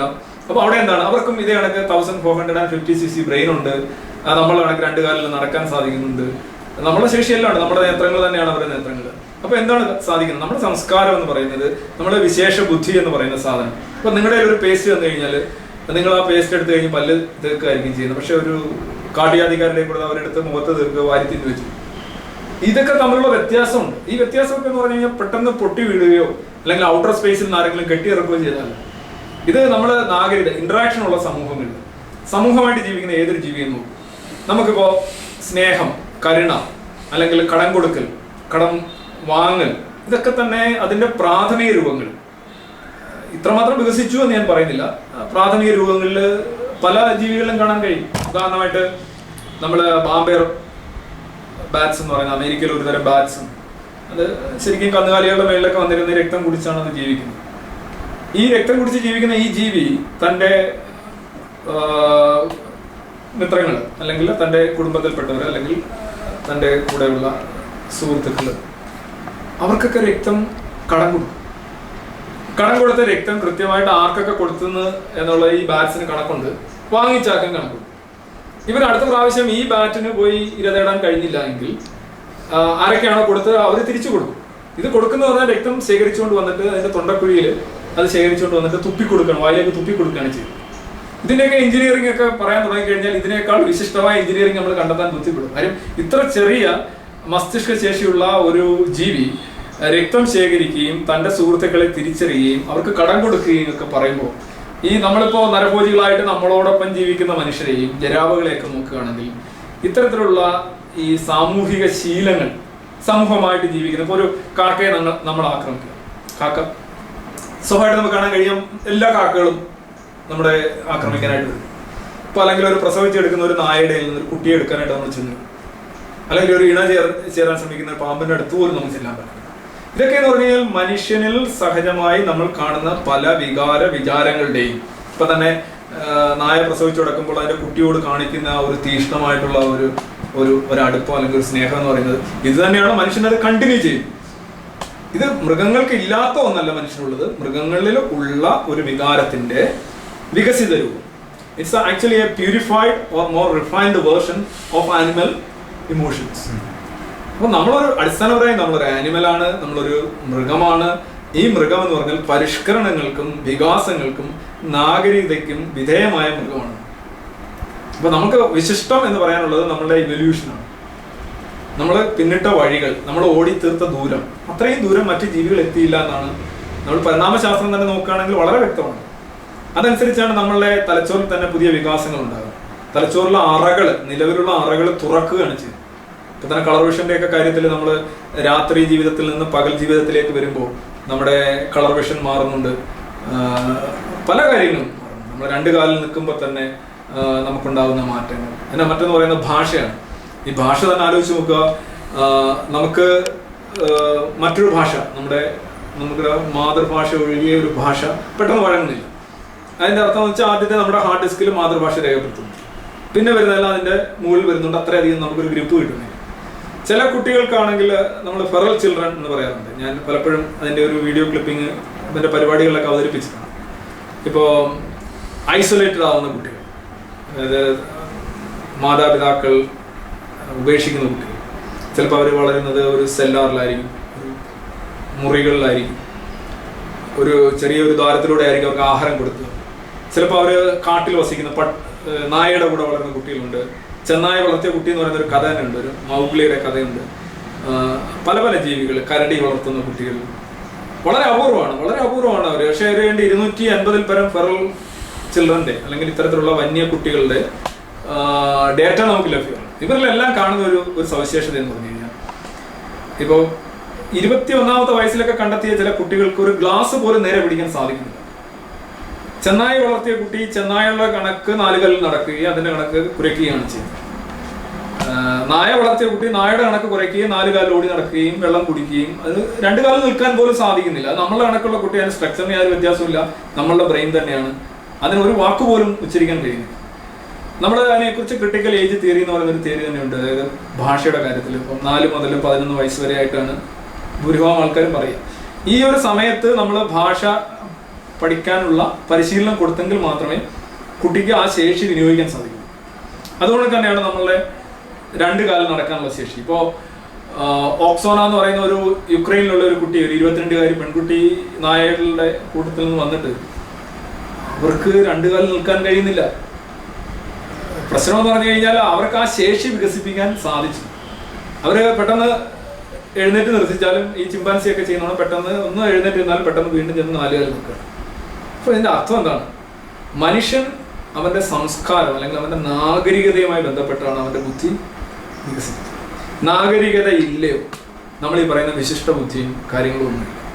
അല്ലെന്നുണ്ടായിരുന്നെങ്കിൽ നമുക്ക് ആരെങ്കിലും കെട്ടിയിറക്കി തന്ന ഔട്ടർ സ്പേസിൽ നിന്ന് നമ്മളിലേക്ക് ഇഞ്ചക്ട് ചെയ്ത ഒരു ശേഷി ഉണ്ടെങ്കിൽ, ഇപ്പോൾ ഫെറൽ ചെന്നായ വളർത്തിയ കുട്ടി ചെന്നായ്ക്കളെ മനുഷ്യന്റെ ഭാഷ പഠിപ്പിക്കും. അപ്പൊ അങ്ങനെയാണ് സംബന്ധിച്ചത്. മറ്റു മനുഷ്യൻ ചെന്നായുടെ ഭാഷ പഠിപ്പിക്കുകയാണ് സംഭവിച്ചത്. അപ്പൊ ചിലർ ചോദിക്കുന്നത് കേൾക്കാം. ഞാൻ മലപ്പുറത്ത് പോയപ്പോൾ ഒരാൾ ചോദിച്ചു, അങ്ങനെയാണെങ്കിൽ ഒരു ചെന്നായെ പിടിച്ച് മനുഷ്യന്റെ കൂടെ വളർത്തിയാൽ അത് മനുഷ്യന്റെ ഭാഷ സംസാരിക്കും. വളരെ രസകരമായ ചോദ്യമാണ്. ഉദാഹരണമായിട്ട് നമുക്ക് ചിമ്പാൻസി എടുക്കാം. ചിമ്പാൻസി 150 മുതൽ 250 വരെ വാക്കുകൾ ഉച്ചരിക്കാൻ കഴിയുന്ന ചിമ്പാൻസികളുണ്ട് കൃത്രിമമായിട്ട്.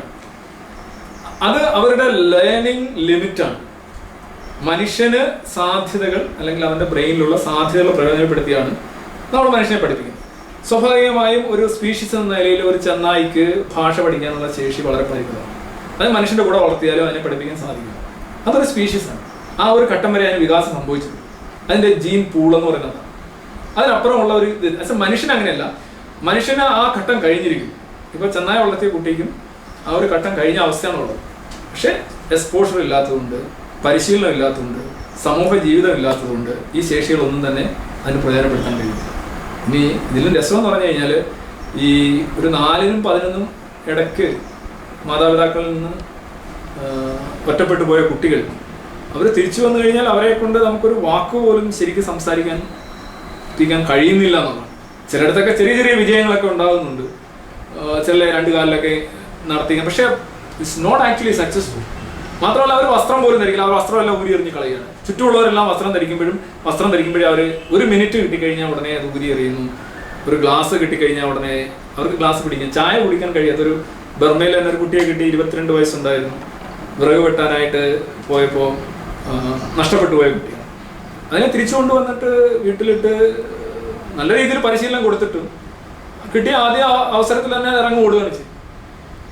ഈ വിശിഷ്ട ബുദ്ധി മനുഷ്യന് മാത്രമെന്ന് പറയുന്നവർ ആദ്യം ചിന്തിക്കേണ്ടത് നമ്മുടെ സംസ്കാരത്തിൻ്റെ അതിലുള്ള പങ്കിനെ നിരാകരിക്കലാണ്. അത് മനുഷ്യനെ മനസ്സിലാക്കാതിരിക്കലാണ്. മതം ഏറ്റവും പ്രാകൃതമായിട്ടാണ് അത്തരം കാര്യങ്ങൾ വിലയിരുത്തുന്നത്.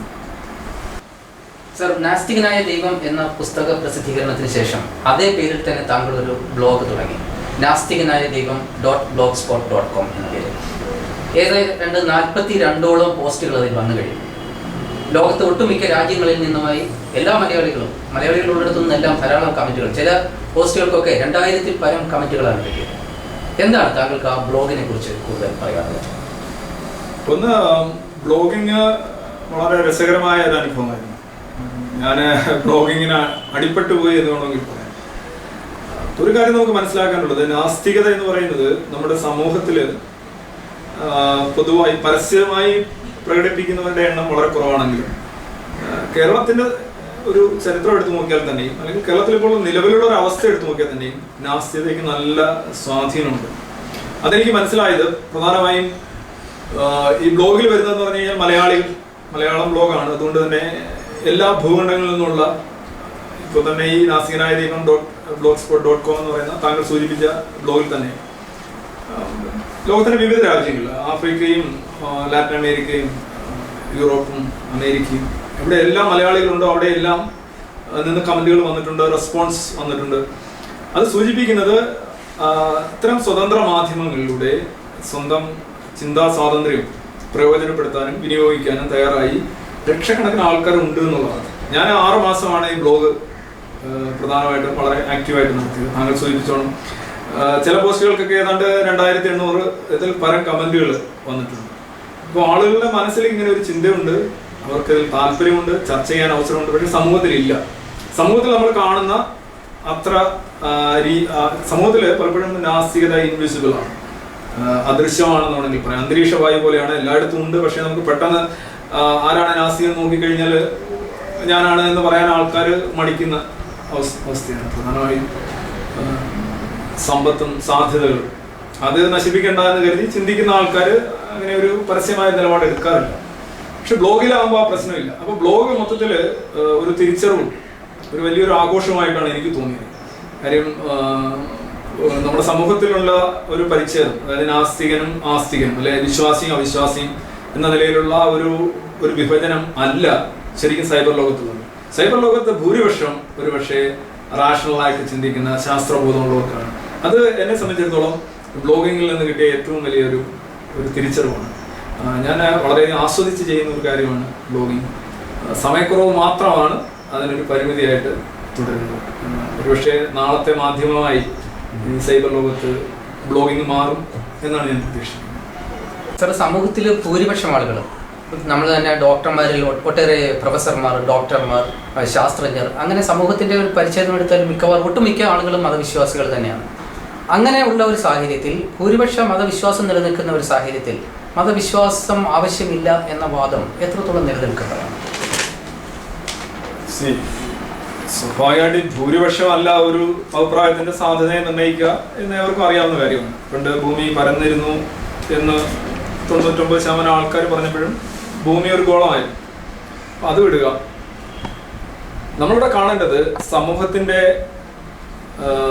ഇന്ത്യ പോലെയുള്ള ഒരു സമൂഹത്തിൽ മേൽത്തട്ടിലുള്ള ഒരുപാട് വലിയ വ്യക്തികൾ മതവിശ്വാസികളല്ലേ എന്നാണ് താങ്കൾ ചോദിച്ചത്. മതവിശ്വാസം എന്ന് പറയുന്നത് പലപ്പോഴും താൻ കണ്ട യഥാർത്ഥത്തിൽ ഒരു തിരിച്ചറിവ് ആകണമെന്നില്ല. കാര്യം ഇത് പലപ്പോഴും ഒരു എന്താ പറയുക, പുലിപ്പുറത്തെ യാത്രയാണ്. വിശ്വാസം ഉണ്ട് എന്ന് പറഞ്ഞു കിടക്കുന്ന പലരും അവർ വിശ്വാസം അഭിനയിക്കുകയാണ് ചെയ്യുന്നത്. ശരിക്കും അവർക്കൊരു എതിർപ്പ് പ്രകടിപ്പിക്കാൻ അവർക്ക് പലർക്കും ബോധ്യമായ ഒരു കാര്യം അവർക്ക് പറയാനുള്ള വൈമനസ്യമാണ്. പല വലിയ ആൾക്കാരെ ഒക്കെ നമ്മൾ നോക്കുകയാണെങ്കിൽ അവർക്കൊക്കെ തിരിച്ചറിയുന്നുണ്ട് ഒരു കാര്യം. പക്ഷേ പുലിപ്പുറത്തെ യാത്ര എന്ന് പറഞ്ഞാൽ പുലിയുടെ പുറത്തുനിന്ന് ഇറങ്ങാനും പറ്റില്ല, നിൽക്കാനും പറ്റില്ല, പുലി തിന്നും. മതം അത്തരത്തിലുള്ള ഒരു വലിയൊരു ഭീഷണി ആയിട്ട് അവരുടെ മുന്നിൽ നിൽക്കുന്നു. ഇപ്പോൾ എല്ലാവരും പറയുന്നു എന്നുള്ളത് കൊണ്ട് ഒരു കാര്യം ശരിയാണെങ്കിൽ ഭൂമി പരന്നിരിക്കേണ്ടത്. അങ്ങനെ ഒരുപാട് വിഡിതങ്ങൾ നമ്മൾ ആഘോഷിച്ചിട്ടുണ്ട്. അതുകൊണ്ട് മാത്രം എടുക്കാൻ പറ്റില്ല. പിന്നെ മറ്റൊന്ന് ആലോചിച്ച് നോക്കുക, നമ്മൾ ഒരു കാര്യം ഉണ്ടാകാനായിട്ട് അല്ലെങ്കിൽ ഒരു കാര്യം ഉണ്ട് എന്ന് പറയാനായിട്ട് അത് ശരിക്കും ഉണ്ടാകണമെന്നില്ല. ഇപ്പം നമ്മൾ തീ തുപ്പുന്ന ഡ്രാഗൺ എന്ന് പറയുന്നൊരു പ്രയോഗം ചൈനീസ്. പക്ഷെ അങ്ങനെ ഒരു കാര്യം അല്ല, തീ തുപ്പുന്ന വ്യാളി അങ്ങനെയൊന്നും ഉണ്ടാകാൻ അല്ല അങ്ങനെ ഉണ്ടെന്ന് പറയാനായിട്ട് അത് ശരിക്കും അത് ഉണ്ടാകേണ്ട കാര്യമില്ല. ഇല്ലാത്ത ഒരു കാര്യവും നമുക്ക് ഉണ്ടാക്കാൻ കഴിയും. ഇതൊക്കെ ശരിക്കും നമ്മുടെ മസ്തിഷ്കത്തിൽ സംഭവിക്കുന്ന കാര്യങ്ങളാണ്. ഇപ്പം ഈ മുറിയിൽ നമ്മളിപ്പോൾ ഈ രണ്ടുപേരും ഇരിക്കുന്ന ഈ മുറിയിൽ ഇപ്പോൾ ഷിബു പെട്ടെന്ന് പറയുകയാണ് ഇതിനകത്ത് ഞാനൊരു ബോംബ് വെച്ചിട്ടുണ്ട്. അപ്പോൾ ഇവിടെ ഇരിക്കുന്നത് നമ്മളെല്ലാവരും ഇറങ്ങി ഓടും. സ്വാഭാവികമായിട്ടും അങ്ങനെയാണ് ചെയ്യുക. ഇപ്പോൾ നമ്മൾ തിരിച്ചു വരുമ്പോഴും ബോംബോ പൊട്ടുന്നില്ല. നമ്മൾ ചുറ്റും നോക്കുന്നു. അപ്പോൾ ഷിബു പോരെ എല്ലാവരും ഇനി പോരെ, ഇവിടെ ബോംബൊന്നുമില്ല, ഞാൻ വെറുതെ ഒരു തമാശ പറഞ്ഞതാണ്. അപ്പോൾ നമ്മൾ സ്വാഭാവികമായിട്ട് ഷിബുവിനെ അറിയാവുന്നതുകൊണ്ടൊന്നും പറയത്തില്ല, അല്ലാന്നുണ്ടെങ്കിൽ ഷിബുവിന് പണി കിട്ടും. അപ്പോൾ ഇവിടെ എന്താ സംഭവിച്ചേ? ഇല്ലാത്ത ബോംബ് ഉണ്ടാക്കാൻ ഇടയുള്ള കാര്യങ്ങളെല്ലാം ചിന്തകളും ധാരണകളും ഓട്ടവും എല്ലാം തന്നെ ഉണ്ടാക്കണം. അപ്പോൾ ബോംബ് ഇല്ല, പക്ഷെ ബോംബിന്റെ എന്തൊക്കെ ഉണ്ടാക്കാൻ സാധിക്കും അതെല്ലാം ഇവിടെ ഉണ്ടാവണം. മനുഷ്യൻ അങ്ങനെയാണ് പെരുമാറുന്നത്. അപ്പോൾ ഇല്ലാത്ത ബോംബാണ് ഇത്തരം കാര്യങ്ങൾ ഉണ്ടാക്കി. അപ്പോൾ നമ്മളൊരു കാര്യം ഉണ്ടെങ്കിലേ അതനുസരിച്ചുള്ള ബിഹേവിയർ ഉണ്ടാവൂ എന്ന് പറയുന്നതിനകത്ത് കാര്യമില്ല. അപ്പോൾ നിങ്ങൾ ചോദിക്കും, ബോംബ് ഉണ്ടല്ലോ, ബോംബ് എന്ന് പറയുന്നൊരു വസ്തു ഉണ്ടല്ലോ, അങ്ങനെ ഉണ്ടാവണമെന്നില്ലെന്നാണ് ഞാൻ ആദ്യം പറഞ്ഞപ്പോൾ. ചൈനീസ് വ്യാളി വരുന്നു, തീ തുപ്പുന്ന വ്യാളി വരുന്നു എന്ന് പറയുമ്പോൾ നമ്മളെല്ലാം അങ്ങോട്ട് നോക്കും. എവിടെ? സംഗതി ഇല്ല. ഇല്ലാത്ത സംഗതിയാണ് ഇങ്ങനെ എവിടെ എന്നുള്ള ക്യൂരിയോസിറ്റി നമ്മൾ ഉണ്ടാക്കി. അപ്പോൾ ഒരു വസ്തു അല്ലെങ്കിൽ ഒരു സങ്കല്പം, മതവിശ്വാസം ദൈവവിശ്വാസം എന്ന് പറഞ്ഞാൽ ശരിക്കും വി ആർ ആക്ച്വലി സപ്പോസിങ്, സങ്കല്പിച്ചുണ്ടാക്കുന്ന ഒരു സാധനം. സങ്കല്പം എവിടെ നിൽക്കുന്നോ അവിടെ വെച്ച് ദൈവം ചിറകറ്റ് വീഴുകയാണ്. സങ്കല്പിച്ചുകൊണ്ടിരുന്ന സംഗതി ഉണ്ട്. അപ്പോൾ ഒരു വിശ്വാസിയെ എപ്പോഴും ദൈവത്തിന് ആവശ്യമാണ്. ദൈവം ഉണ്ടാവണമെങ്കിൽ വിശ്വാസം ഉണ്ടാവും. വിശ്വാസം ഇല്ലാതാവുമ്പോൾ ദൈവം ഇല്ലാതാവും. അങ്ങനെയല്ല സത്യങ്ങൾ. സത്യം എന്ന് പറയുമ്പോൾ നമ്മൾ എന്താണ്, നമ്മൾ ഭാവനയിൽ കാണുന്നത് നിർത്തിയാലും തുടരുന്നത് എന്തോ അതാണ് സത്യം. Reality is what continues to exist even when you cease to believe. ഇപ്പോൾ സൂര്യൻ എന്ന് പറയുന്നത്, സൂര്യൻ ഇല്ലാതെ നിങ്ങൾ വിശ്വസിച്ചാലും സൂര്യനുണ്ടാവും. സൂര്യനിൽ വിശ്വസിക്കേണ്ട കാര്യമില്ല. എന്താ പകൽ വിശ്വാസിയാണ് എന്ന് പറയേണ്ട കാര്യമില്ല. പകൽ നിങ്ങൾ ഈ സങ്കല്പിക്കുന്നത് നിർത്തിയാലും പകൽ എന്ന് പറയുന്ന യാഥാർത്ഥ്യമുണ്ട്. നിങ്ങൾ അന്ധനല്ലെങ്കിൽ. പക്ഷെ ദൈവം അങ്ങനെയല്ല. നിങ്ങൾ വിശ്വസിക്കുന്ന എവിടെ വെച്ച് നിർത്തുകയോ, ഞാൻ വിശ്വസിക്കുന്നത് നിർത്തിയ ആളാണ്, എനിക്കില്ല. അങ്ങനെ കോടിക്കണക്കിന് ആൾക്കാർക്ക് ഇല്ല. അപ്പോൾ സ്വാഭാവികമായിട്ട് നമ്മുടെ മനസ്സിൽ നമ്മൾ ഉണ്ടാക്കുന്ന ഒരു സാധനമാണ് ഈ ദൈവം എന്ന് പറയുന്ന സങ്കല്പം. നമ്മൾ പ്രേതവിശ്വാസം, എൻ്റെ മക്കളൊക്കെ പലപ്പോഴും ഈ ചില സീരിയലുകളൊക്കെ കണ്ടിട്ട് കുളിമുറിയിലൊക്കെ പോകാനായിട്ട് ഭയങ്കര പേടിയാണ് അവർക്ക്. അവർ പറയുന്നത് എന്താണ്, അവിടെ എന്തോ ഒരു രൂപം നിൽക്കുന്നു.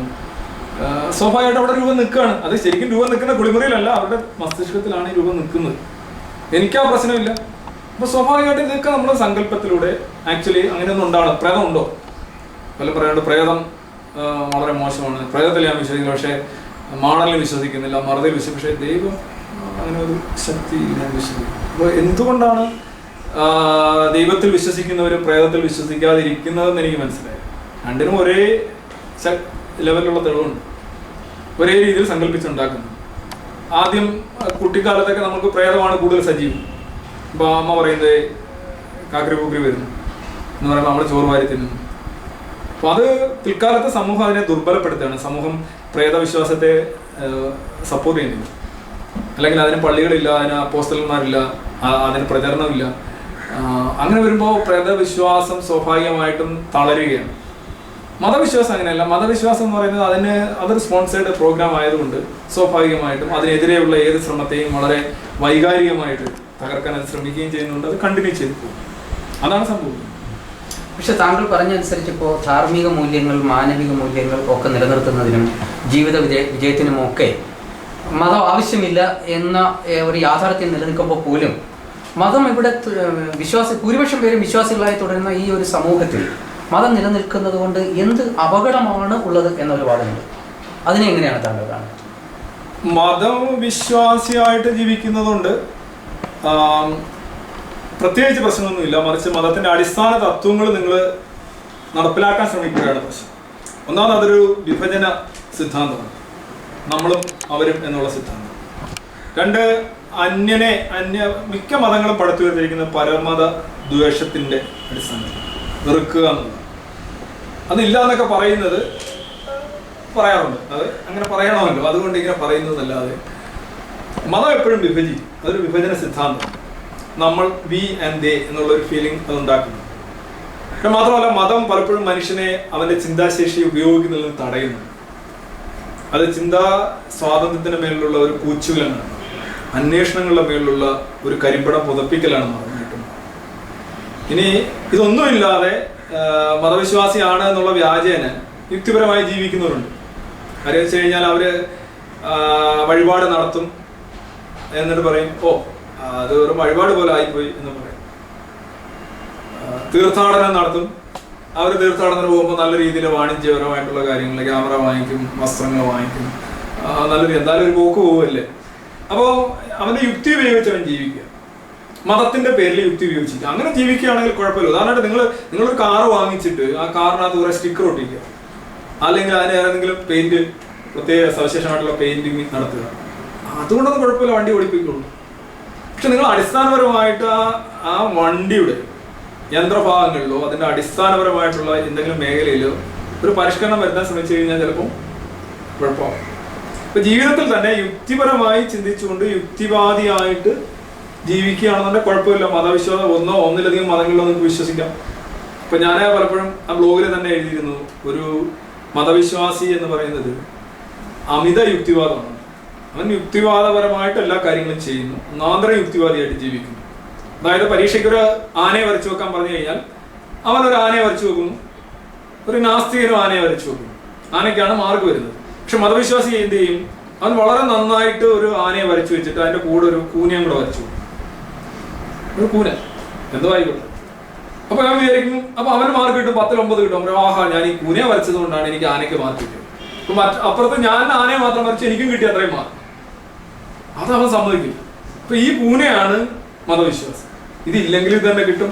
പക്ഷെ ഇവന്റെ പരിശീലനം, മതപരിശീലനം എന്ന് പറഞ്ഞു കഴിഞ്ഞാൽ ഈ കൂന വരച്ചിട്ട് മാത്രമേ ആനയെ വരയ്ക്കാവൂ, അല്ലെ ആന വരച്ചിട്ടൊരു കൂന ആവശ്യമാണ്. അങ്ങനെ ഒരു അടിമത്തം, വൈകാരികവും ബൗദ്ധികമായിട്ടുള്ള അടിമത്തമാണ് മതവിശ്വാസം കൊണ്ടുവരുന്നത്. മതവിശ്വാസിയായിട്ട് നിങ്ങൾക്ക് സുഖമായിട്ട് ജീവിച്ചു പോകാൻ കഴിയും. നിങ്ങൾക്ക് കുറെ പൈസയും കുറെ സമയവും ഊർജ്ജവും ഒക്കെ പോകുന്നേ ഉള്ളൂ, ഒരു വിഷയമില്ല. പക്ഷെ ഇതാണ് കാര്യം, യുക്തിപരമായിട്ട് കാര്യങ്ങൾ ജീവിതത്തിൽ ചെയ്യേണ്ടി വരും. അടിമുടി ചെയ്തെങ്കിൽ മാത്രമേ ജീവിക്കാം. യുക്തി വിരുദ്ധമായിട്ട് ഇപ്പോൾ രോഗം വരുമ്പോൾ ഉടനെ ഒരു മതവിശ്വാസം ചിന്തിക്കുക, ഇത് രോഗങ്ങളെല്ലാം അയക്കുന്നത് ദൈവമാണ്. രോഗത്തിന്റെ ആദ്യത്തെ ഒരു മ്യൂട്ടേഷൻ, ഇപ്പോൾ ഉദാഹരണമായിട്ട് നിങ്ങൾക്ക് ഒരാൾക്കെങ്കിലും ഒരു ട്യൂമർ വരികയാണെങ്കിൽ നമ്മൾ ലബോറട്ടറിയിൽ പോയി സ്കാൻ ചെയ്തിട്ടാണ് ട്യൂമർ ആണെന്ന് അറിയുന്നത്. എന്നിട്ട് ഉടനെ വിളിച്ച് ദൈവത്തിന്റെ അടുത്ത് നിന്ന് പൊട്ടിക്കരഞ്ഞെന്ന് പറയുന്നത്, എനിക്ക് ട്യൂമർ വന്നേ, മാറ്റി തരണേ. അപ്പോൾ ഇന്നലെ വേറെ ആൾക്ക് ട്യൂമർ വന്നപ്പോൾ നമ്മൾ അറിഞ്ഞിട്ടില്ല. അപ്പോൾ നമുക്ക് ട്യൂമർ വരുമ്പോൾ നമുക്ക് സ്വീകാര്യമില്ല. പക്ഷെ മതവിശ്വാസം ചിന്തിക്കുക എന്താണ്, നമ്മൾ പരീക്ഷണത്തിലൂടെ പരിശോധനകളാണ് ട്യൂമർ ഉണ്ടെന്ന് അറിഞ്ഞത്. പക്ഷെ അവന് പണ്ടേ അറിയാം, അവനെല്ലാം അറിയുന്നവനാണ്, അവനാണിത് ആദ്യത്തിന്റെ തുടക്കം. അവൻ അറിയാതെ ഒന്നും നടക്കുന്നില്ല, അവന്റെ ആജ്ഞയില്ലാതെ ഒന്നും ചലിക്കുന്നില്ല. അപ്പൊ സ്വാഭാവികമായിട്ട് ഈ രോഗം അവന്റെ ഒരു സംഭാവനയാണ്, അവന്റെ ഒരു തീരുമാനമാണ്, അവന്റെ ഒരു നിലപാടാണ്. അതിനെ ധിക്കരിക്കുകയാണ് വിശ്വാസം. നീ എനിക്ക് രോഗം തന്നെ, എനിക്കത് വേണ്ട. നീ എനിക്കൊരു ലഡു തരൂ, അല്ലെങ്കിൽ ഒരു വീട് തരൂ, അല്ലെങ്കിൽ ഒരു സമ്മാനം തരൂ, ഞാൻ സ്വീകരിക്കാം. പക്ഷെ രോഗവും അങ്ങനെയുള്ള സാധനം എനിക്ക് വേണ്ട എന്നാണ് വിശ്വാസി പറയുന്നത്. ഉടനെ എന്ത് ചെയ്യും? ദൈവത്തിന്റെ തീരുമാനം രോഗം എന്നാണെങ്കിൽ വിശ്വാസി ഉടനെ യുക്തിവാദിയായിട്ട് അവിടെ ഓടും, ആശുപത്രിയിൽ ഓടിയിട്ട് ദൈവത്തിന്റെ തീരുമാനം അവൻ അട്ടിമറിക്കണം ആശുപത്രിയിൽ. ആലോചിക്കുക, അതായത് ദൈവത്തിൽ നിങ്ങൾ വിശ്വസിക്കുകയാണ്, ആ രീതിയിലാണ് പോകുന്നതെങ്കിൽ രോഗം വരികയാണെങ്കിൽ ചികിത്സിക്കാൻ പാടില്ല താത്വികമായി. പക്ഷെ യുക്തിവാദം എന്ന് പറഞ്ഞാൽ എന്താണ്? ചികിത്സിക്കുന്നു. ദൈവത്തിന്റെ പദ്ധതിയെ എനിക്ക് രോഗം വന്നാൽ ഞാൻ ചികിത്സിക്കും. കാര്യം ഞാൻ ദൈവം തന്നതാണെങ്കിലും അല്ലെങ്കിലും എനിക്കത് നീക്കം ചെയ്യണം, എനിക്ക് ജീവിക്കണം. ഒരു വിശ്വാസി എല്ലാം ദൈവത്തിന്റെ തീരുമാനമാണെന്നും അവനറിയാതെ ഒരു ഇല പോലും ചലിക്കുന്നില്ല എന്ന് വിശ്വസിക്കുകയും ചെയ്യുന്ന വിശ്വാസി യുക്തിവാദി ആയെങ്കിൽ മാത്രമേ, അല്ലെങ്കിൽ അവന്റെ യുക്തി ഉപയോഗിച്ചെങ്കിൽ മാത്രമേ അവന് ജീവിക്കാൻ പറ്റൂ. അതുകൊണ്ട് തന്നെയാണ് നമ്മൾ പറയുന്നത് എല്ലാ ആശുപത്രികളും നാസ്തികതയുടെ അമ്പലങ്ങളാണ്, അല്ലെ ചർച്ചുകളാണ്. Every hospital is a church of atheism എന്ന് നമ്മൾ പറയുന്നതിന്റെ കാര്യം, ശരിക്കും നമ്മൾ ചികിത്സയിലൂടെ ചെയ്യുന്നത് ദൈവത്തിന്റെ തീരുമാനം അട്ടിമറിക്കലാണ്. അപ്പൊ അത്തരത്തിലൊരു യുക്തിബോധത്തോടു കൂടി വിശ്വാസി ജീവിക്കുകയാണെങ്കിൽ, അതായത് ദൈവം തരുന്ന ദൈവമാണല്ലോ തരുന്നത്, ദൈവം അല്ലാതെ വേറെ ആരും ഒന്നും തരുന്നില്ല.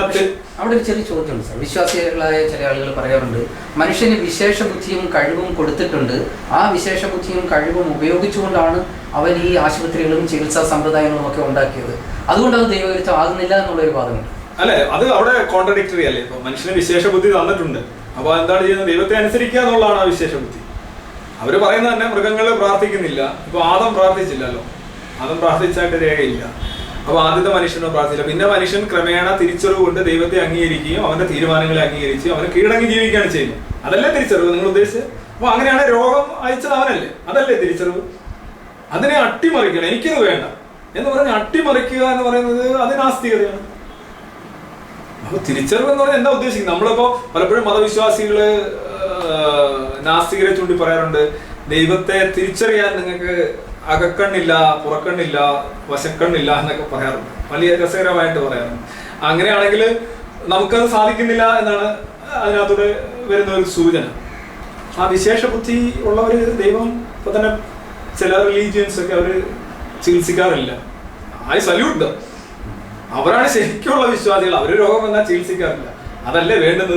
മറിച്ച് രോഗം വരുമ്പോ യുക്തിവാദി, രോഗമില്ലാത്തപ്പോ വിശ്വാസി എന്നൊക്കെയുള്ള രീതിയിൽ എന്ന് പറഞ്ഞാൽ അത് എനിക്ക് അതിനോട് വലിയൊരു ഒരു ബഹുമാനമൊന്നും തോന്നുന്നില്ല. ഞാൻ പറഞ്ഞത് ഇത്രേ ഉള്ളൂ, യുക്തിവാദി അല്ലെ യുക്തിബോധത്തോടെ ജീവിക്കുകയാണെങ്കിൽ മതവിശ്വാസമോ പ്രേതവിശ്വാസമോ ചാത്തനിലുള്ള വിശ്വാസമോ റേക്കിയിലുള്ള വിശ്വാസമോ എന്തിനും വിശ്വസിച്ചു പോകാം. പക്ഷെ ചെയ്യുന്ന കാര്യങ്ങളെല്ലാം വളരെ യുക്തിപരമായിട്ട് കറക്റ്റ്, ചെയ്യേണ്ടത് ചെയ്യേണ്ട സമയത്ത് ചെയ്തിരിക്കണം. യുക്തിബോധവും സാമാന്യ ബുദ്ധിയും ഉപയോഗിച്ച് മുന്നോട്ട് പോകും. ബാക്കി എന്ത് ചെയ്താലും കുഴപ്പമില്ല. ചിലർ കണ്ടിട്ടില്ലേ, വേണമെങ്കിൽ നിങ്ങൾക്ക് ഇവിടെ നിങ്ങളുടെ ഷർട്ടിന്റെ പോക്കറ്റിൽ കുറച്ച് കല്ലും മണ്ണും വാരിയിട്ടുകൊണ്ട് എപ്പോഴും നടക്കും, 90 വയസ്സ് വരെ ജീവിക്കും. അതിനകത്ത് അതാണ് എൻ്റെ ആശ്വാസം എന്ന് പറയും. അതുകൊണ്ട് പ്രത്യേകിച്ച് മതവിശ്വാസിയാവുന്നതുകൊണ്ട് അത്രയും കുഴപ്പമൊന്നുമില്ല. മറിച്ച് തെരുവില് മറ്റൊരുവന് നേടുന്ന ഒരു കത്തിയായിട്ട് മതം മാറുമ്പോൾ, അല്ലെങ്കിൽ മനുഷ്യനെ തമ്മിൽ വിഭജിക്കുന്ന ഒരു ഫോഴ്സായിട്ട് മാറുമ്പോൾ, അത് സ്വാഭാവികമായിട്ടും അതിനെ എതിർക്കപ്പെടേണ്ടതാണ്. മറിച്ച് നിരുദ്രപരമായിട്ട് യുക്തിവാദിയായിട്ട് ജീവിക്കുകയും ഇത്തരം പാരായണങ്ങൾ തന്നെ ചെയ്യുന്നു, ദൈവം ബദലനല്ല എന്ന് പറയുന്ന ആൾക്കാർ തന്നെ മൈക്ക് വെച്ച് പാരായണം. മൈക്ക് വെക്കുമ്പോഴാണ് പ്രശ്നം. മൈക്ക് വെച്ച് മറ്റുള്ളവരെ നമ്മൾ ശല്യപ്പെടുത്തുകയാണ്. Your freedom ends where somebody's nose begins അല്ലേ? നമ്മൾ മറ്റുള്ള സ്വാതന്ത്ര്യത്തിൽ, അതായത് ഒരു രാഷ്ട്രീയ പാർട്ടി മൈക്ക് വെക്കുമ്പോൾ പോലീസ് സ്റ്റേഷനിൽ പോയി പരാതി പറയുന്ന വ്യക്തിയാണ് ഈ ഭാഗവതവും അല്ലെങ്കിൽ രാമായണമോ അല്ലെങ്കിൽ എന്തെങ്കിലും അവരുടെ ഗ്രന്ഥങ്ങൾ അത് വെച്ച് ഇങ്ങനെ എല്ലാവരെയും കേൾക്കുന്നു, വേറെ ഒന്നും ചെയ്യേണ്ട. അതൊക്കെ ഒരു ഫാഷിസമാണ്. ഇത്തരം മതം അടിസ്ഥാനപരമായ ഒരു ഫാഷിസ്റ്റ് ആശയമാണ്. Basically undiluted fascism. എവിടെ മതത്തിന് ആധിപത്യം കിട്ടുന്നോ അവിടെ അഭിപ്രായ സ്വാതന്ത്ര്യമില്ല, വ്യക്തി സ്വാതന്ത്ര്യമില്ല, എല്ലാ ചിന്തകളുടെ മേലിൽ ഒരു കരിമ്പടം പോലെ വരികയാണ് ചെയ്യുന്നത്. അതുകൊണ്ടാണ് നമ്മൾ മതത്തിനെതിരായ ഒരു നിലപാട് സ്വീകരിക്കേണ്ടതുണ്ട് എന്ന് പറയും. മതത്തെ സപ്പോർട്ട് ചെയ്തൊക്കെ മുന്നോട്ട് പോകാൻ എളുപ്പമാണ്, വലിയ കാര്യമൊന്നുമില്ല. മതത്തിൽ നല്ലതുണ്ട്, നല്ലതില്ലാത്ത എവിടെ. ആക്ഷൻ. ഈ ശാസ്ത്രത്തിന്റെ പുതിയ കണ്ടെത്തലുകൾ ഒട്ടുമിക്ക പഴയ ആചാരങ്ങളും വിശ്വാസങ്ങളും ഒക്കെ ശാസ്ത്രീയമായ അല്ലെങ്കിൽ സൈദ്ധാന്തികമായ അടിത്തറയില്ലാത്തതാണ് എന്ന് തെളിയിക്കപ്പെട്ടിട്ട് പോലും പഴയ ആചാരങ്ങളിലൊക്കെ ഒട്ടേറെ ശാസ്ത്രീയതയുണ്ട് എന്ന വാദം ഇവിടെ വിദ്യാസമ്പന്നർക്കിടയിൽ പോലും നിലനിൽക്കുന്നു. അതിനെങ്ങനെയാണ് താങ്കൾ കാണുന്നത്? ആചാരങ്ങൾ എന്ന് പറയുമ്പോൾ സ്വാഭാവികമായിട്ടും നമ്മളുടെ പഴയ പല ആചാരങ്ങളും അന്നത്തെ മനുഷ്യന്റെ ലഭ്യമായിട്ടുള്ള അറിവിന്റെ അടിസ്ഥാനത്തിൽ കുറേയധികം യുക്തിപരമായിട്ടുള്ള വശങ്ങൾ എല്ലാ ആചാരങ്ങൾക്കും ഉണ്ടാവുക സ്വാഭാവികം. പൂർണ്ണമായും വിഡിത്തങ്ങൾ മാത്രം അതിനകത്ത് ഉണ്ടാവുക എന്ന് പറയുന്നതിനകത്ത് ശരിയില്ല. പല യുക്തിപരമായിട്ടുള്ള കാര്യങ്ങളുണ്ട്. ഉദാഹരണമായിട്ട് ശരി, ആചാരങ്ങളിൽ തന്നെ ശാസ്ത്രീയത, സപ്താഹങ്ങളും നവാഹങ്ങളും ഒക്കെ വരുമ്പോൾ ഉച്ചയ്ക്ക് ഭക്ഷ്യധാന്യങ്ങളും ചേമ്പ്, ചേന, കാച്ചിൽ തുടങ്ങിയ സാധനങ്ങളെല്ലാം സംഭരിച്ച്, അരിയൊക്കെ സംഭരിച്ച് ഒന്നാന്തരം സദ്യ കൊടുക്കുക. അപ്പോൾ ഈ സദ്യ കഴിക്കാനായിട്ട് അമ്പലങ്ങൾ ഒരു റെസ്റ്റോറൻറ്റുകളായി മാറിക്കൊണ്ടിരിക്കുക. അപ്പോൾ സ്വാഭാവികമായിട്ടും അതിനകത്തൊരു ശാസ്ത്രീയതയുണ്ട്. കാര്യം ഉച്ച സമയത്ത് ആഹാരം എന്ന് പറയുന്നത് ദൈവമായിട്ട് മാറുന്നു. ആഹാരം മനുഷ്യൻ്റെ എല്ലാ തരത്തിലുള്ള ജൈവ പ്രവർത്തനങ്ങളിലും സഹായകരമാണ്. അപ്പോൾ സപ്താഹത്തിൻ്റെ ഉച്ചയ്ക്ക് കൊടുക്കുന്ന ആഹാരം ശാസ്ത്രീയമാണ്, അതിനകത്ത് തെറ്റില്ല. അങ്ങനെ നിരവധി ഘടകങ്ങൾ നമുക്ക് ഏതൊരു അനാചാരത്തിൽ പോലും കാണാൻ സാധിക്കും. മറിച്ച് എല്ലാ ഞങ്ങളുടെ പുസ്തകങ്ങളിലുണ്ട്, പുസ്തകങ്ങൾക്കനുസരിച്ചാണ് ശാസ്ത്രം വളരുന്നത് എന്നുള്ള വാദം എന്ന് പറയുന്നത് അത് ശരിയല്ല എന്ന് മാത്രമല്ല അതൊരു തെറ്റുപോലുമല്ല. It's not even wrong. അത്രയ്ക്ക് ഒരു തെറ്റാകാൻ തന്നെ ഒരു കുറച്ച് ക്വാളിഫിക്കേഷൻ ഉണ്ട്. ഇപ്പോൾ നട്ടുച്ചയ്ക്ക് ഒരു ആന വന്ന് മുന്നിൽ നിന്നാൽ എന്താണെന്ന് ചോദിക്കുന്നവരുണ്ട്. പീരങ്കി വെച്ച് പുറവശം പൂരങ്കി വെച്ചൊരു വെടി വെച്ച് കഴിഞ്ഞാൽ തിരിഞ്ഞു നോക്കിയിട്ട് ഈ പുക എവിടുന്ന് വന്നു എന്ന് ചോദിക്കുന്നു. പക്ഷെ ഇവരൊക്കെ പറയുന്നത് കേൾക്കാം, നെഗറ്റീവ് എനർജി എന്ന് പറഞ്ഞ ഉടനെ ഇവർക്ക് ഭയങ്കര എല്ലാം മനസ്സിലായി. ഈ നെഗറ്റീവ് എനർജി പോസിറ്റീവ് എനർജി എന്നൊക്കെ പറഞ്ഞ് പലരും വൻതോതിലുള്ള വിപണികൾ പിടിച്ചടക്കുന്നത് നമ്മൾ കാണാൻ കഴിയും. എനർജി എന്ന് പറഞ്ഞു കഴിഞ്ഞാൽ നമ്മുടെ പല രീതിയിലുള്ള എനർജികൾ നമുക്ക് കൈനറ്റിക് എനർജി അറിയാം, യാന്ത്രികോർജ്ജം, സ്ഥാനികോർജ്ജം, അങ്ങനെ പല പല എനർജികൾ. പക്ഷെ നമ്മൾ നെഗറ്റീവ് പോസിറ്റീവ് ഇപ്പൊ തന്നെ ക്വാണ്ടം മെക്കാനിക്സിന്റെ ഒക്കെ വേൾഡിൽ പ്രവൃത്തി ചെയ്യാൻ കഴിവുള്ള ഊർജ്ജമൊന്നും പ്രവൃത്തി ചെയ്യാൻ കഴിവില്ലാത്ത ഊർജ്ജമൊന്നും ഒക്കെയുള്ള നിർവചനങ്ങളൊക്കെ ഉണ്ട്. അതൊന്നുമല്ല അവർ ഉദ്ദേശിക്കുന്നത്. ഇവിടെ നെഗറ്റീവ് എനർജി എന്ന് പറഞ്ഞാൽ അവർ ഉദ്ദേശിക്കുന്നത് നമ്മുടെ മാനസികമായിട്ടുള്ള ഒരു സുഖമില്ലായ്മ, ഒരു ഉഷാറില്ലായ്മ, അല്ലെങ്കിൽ ഒരു കാളിമ, ഇതൊക്കെയാണ് ഉദ്ദേശിക്കുന്നത്. ഇതിനകത്ത് പ്രശ്നം എന്ന് പറഞ്ഞാൽ എനർജി എന്നുള്ള പദം ഇതിനകത്ത് ചേർക്കും. എനർജി ഒരു ശാസ്ത്രീയമായിട്ടുള്ള പദമാണ്. അപ്പൊ അത് ചേർക്കുമ്പോൾ ഇതിനകത്ത് എന്തോ ശാസ്ത്രമുണ്ട്. ശരിക്കും മനസ്സ് വിഷമിച്ചിരുന്നു, ഇപ്പൊ മനസ്സ് സന്തോഷപ്രദമാണ് എന്ന് പറയേണ്ടതിന് പകരം അയാളിൽ പോസിറ്റീവ് എനർജി നിറഞ്ഞു, നെഗറ്റീവ് എനർജി നിറഞ്ഞു എന്നൊക്കെയുള്ള ഇത് പറയുന്നുണ്ട്. തെറ്റില്ല. പക്ഷെ അത് കേൾക്കുമ്പോൾ ആളുകൾ തെറ്റിദ്ധരിക്കപ്പെടുകയാണ്. ഇതിനകത്ത് എന്തോ ശാസ്ത്രീയമായിട്ട് എനർജി ബേസ് ആയിട്ടാണ് കാര്യങ്ങൾ വരിക എന്നുള്ള രീതിയിൽ ആളുകൾ തെറ്റിദ്ധരിക്കപ്പെടുക. ആളുകളെ it's very easy to convince, it's very difficult to convince people, very easy to fool dum.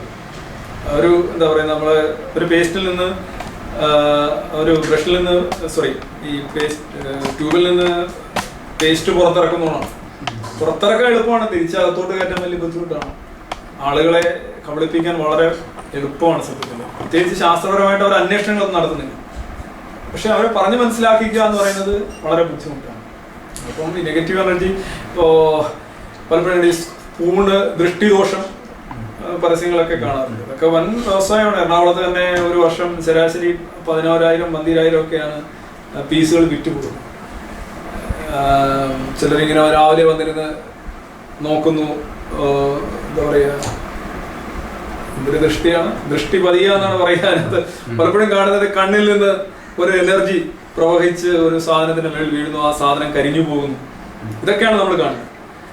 അപ്പൊ ഇത് ശരിക്കും നമ്മൾ 4ാം ക്ലാസ് 5ാം ക്ലാസ് ആകുമ്പോൾ നമ്മൾ പഠിക്കുന്ന ഒരു കാര്യം എന്ന് പറഞ്ഞു കഴിഞ്ഞാൽ ഒരു വസ്തുവിന്റെ മേലിൽ പ്രകാശം വീണ് പ്രതിഫലിക്കുന്നത് ആണ് അതുകൊണ്ടാണ് നമ്മൾ ആ വസ്തു കാണുന്നത്.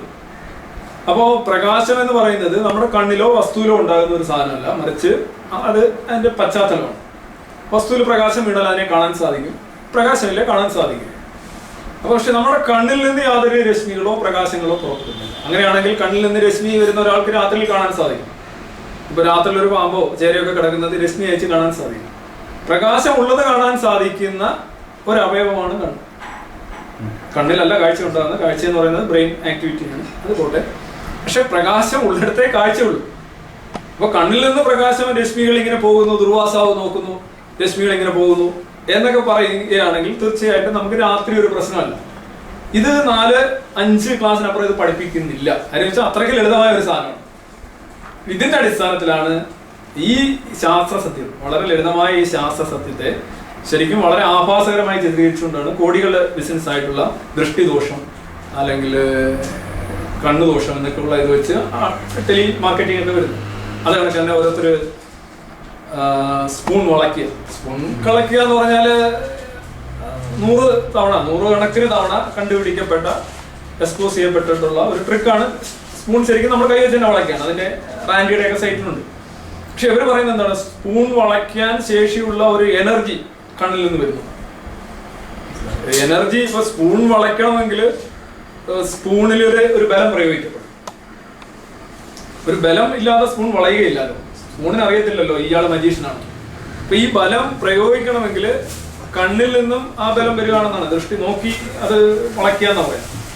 അപ്പൊ സ്വാഭാവികമായിട്ട് കണ്ണ് അത്രയും ദൂരത്തുള്ള ഒരു വസ്തുവിനെ ഒടിക്കാനോ വളയ്ക്കാനോ അത്ര രീതിയിലുള്ള ബലം പ്രയോഗിക്കണം. എത്ര ആയാസകരമായിരിക്കും എന്ന് ആലോചിച്ചു. കണ്ണിന് അങ്ങനെ ഒരു ശേഷി ഉണ്ടോ? ശേഷി ഇല്ല എന്ന് എല്ലാവർക്കും അറിയാം. പക്ഷെ എന്നാലും സ്പൂൺ വളപ്പും ഇങ്ങനെ വസ്തുക്കളെ ചലിപ്പിക്കലും ഒക്കെ ഉള്ള അതേപോലുള്ള തട്ടിപ്പുകൾക്ക് വിദ്യാസമ്പന്നരായിട്ടുള്ള ആൾക്കാർ വളരെ നിസ്സാരമായി അടിപ്പെടുക.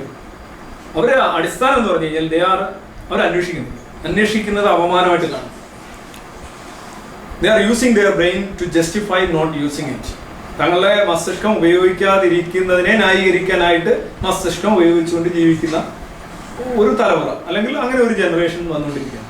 അപ്പോൾ അത് normally they are proud to be superstitious.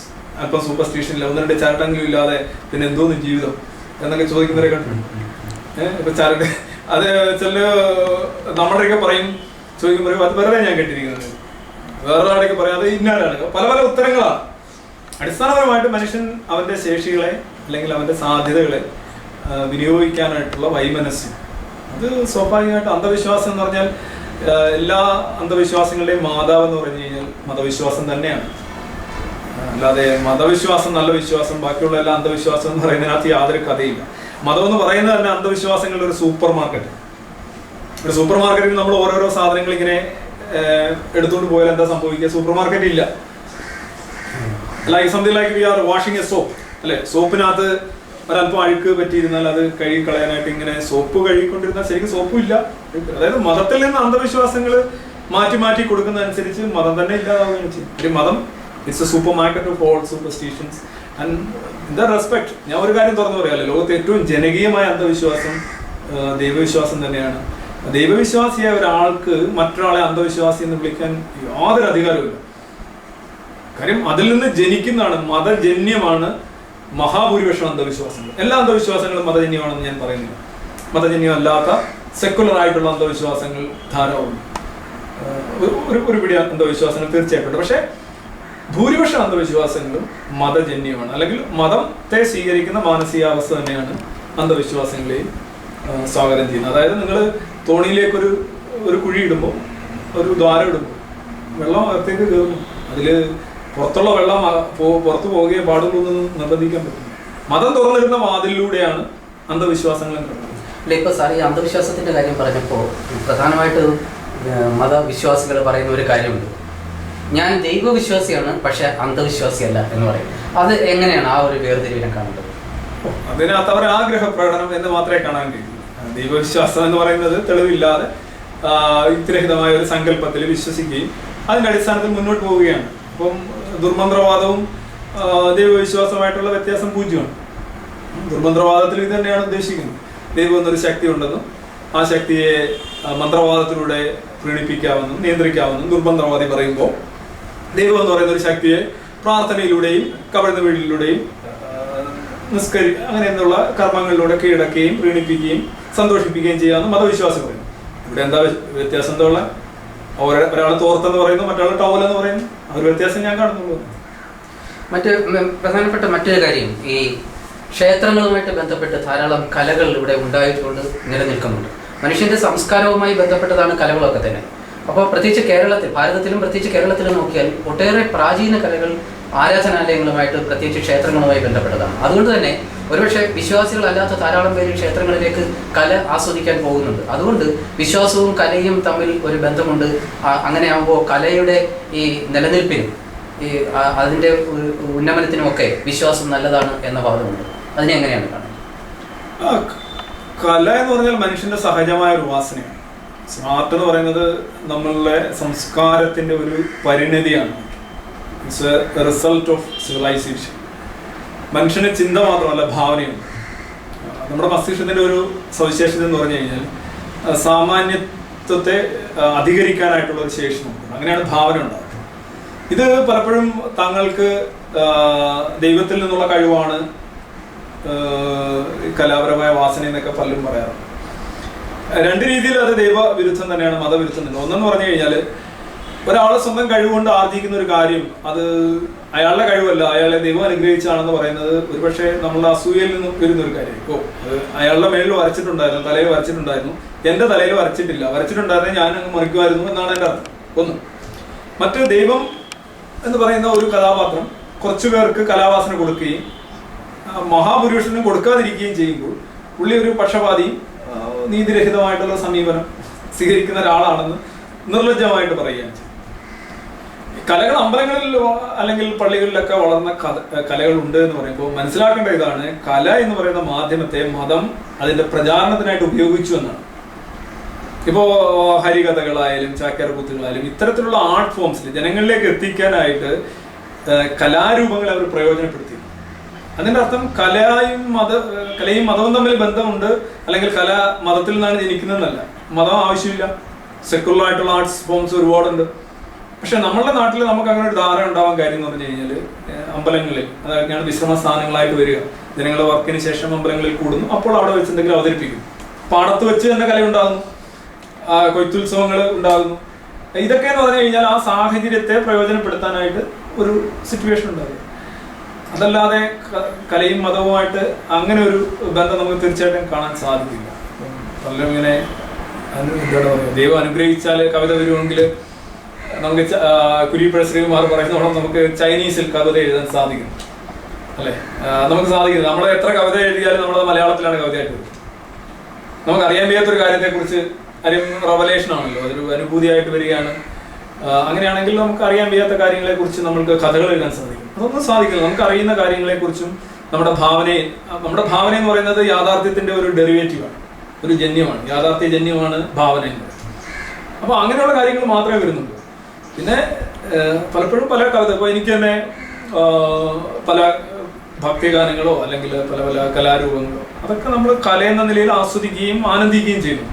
അതൊരിക്കലും അതിൻ്റെ റിലീജിയസ് കണ്ടന്റ് വെച്ചുകൊണ്ടല്ല, മറിച്ച് ഇപ്പം തന്നെ നിങ്ങൾ നോക്കുക, ഒരു ട്യൂൺ തന്നെ എഴുതുക. ഇപ്പോൾ ലോകം മുഴുവൻ സുഖം പകരാനായി സ്നേഹദീപമേ മിഴിച്ചു, അത് കേൾക്കുമ്പോൾ അത് വല്ലാത്ത ഒരു ട്യൂണാണ്. അതായത് വളരെ ആകർഷകമായ ഒരു ട്യൂണാണ്. ഇതില് ലോകം മുഴുവൻ സുഖം പകരാനായി സ്നേഹദീപമേ എന്ന് പറയുമ്പോൾ ഒരു ശക്തി, അപ്പം അത് അങ്ങനെ ഒരു ശക്തി ഉള്ളത് കൊണ്ടാണ് ഇങ്ങനെ ഒരു കവിത വന്നത് എന്ന് നമുക്ക് പറയാൻ സാധിക്കും. മറിച്ച് വേണം ഇത് മാറ്റിയിട്ട് നമുക്ക് പാരഡികൾ ഉണ്ടാക്കാം. ഒരു മതവിശ്വാസിക്ക് കേൾക്കുമ്പോൾ അരോചകമായിട്ട് തോന്നുമെങ്കിലും, ഇപ്പോ രോഗം മുഴുവൻ ഭേദമാക്കാനായി വൈദ്യരെ ഉടനെ വിളിക്കണം, ഈ വരികൾ നമ്മൾ മാറ്റുകയാണെങ്കിൽ മതവിശ്വാസിക്ക് അത് സ്വീകാര്യമാകില്ല. പക്ഷെ ഇതേ ട്യൂണിൽ അത് പാടാൻ സാധിക്കും. മനസ്സിലായി? ഇപ്പൊ വിശക്കുന്നല്ലോ എനിക്ക് വിശക്കുന്നല്ലോ എന്നുള്ള ഒരു പാട്ട് വെച്ച് ഒരു വളരെ പ്രശസ്തമായ ഒരു ഭക്തിഗാനത്തെ അനുകരിക്കാൻ സാധിക്കും. അപ്പൊ അവിടെ താളമാണ്. താളം എന്ന് പറഞ്ഞു കഴിഞ്ഞാൽ മ്യൂസിക്, നമ്മൾ സംഗീതം എന്ന് പറയും. അത് നമ്മുടെ മനസ്സുമായിട്ട് താതാമ്യം പ്രാപിച്ചു പോകുന്ന സാധനം.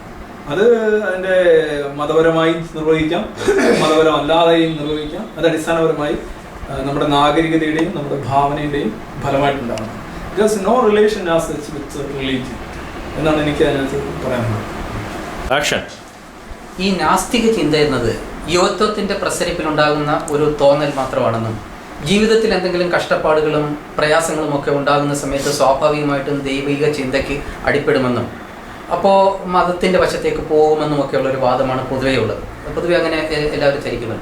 അതിനൊരു ഉദാഹരണങ്ങളും ചൂണ്ടിക്കാണുന്നുണ്ട്. ഒട്ടേറെ യുക്തിവാദം പറഞ്ഞിരുന്ന ഒട്ടേറെ ആളുകൾ ജീവിതാവസാനം കാലഘട്ടത്തിൽ യുക്തിവാദം ഉപേക്ഷിക്കുകയും വിശ്വാസത്തിൻ്റെ വഴിയിലേക്കും പോയത് ഉദാഹരണങ്ങളൊക്കെ അവർക്ക് ചൂണ്ടിക്കാണിക്കാറുണ്ട്. ഈ കാര്യം ഇതേക്കുറിച്ച് എങ്ങനെയാണ് നമുക്ക് അതിനൊരു വിശദീകരണം കൊടുക്കാൻ പറ്റുക?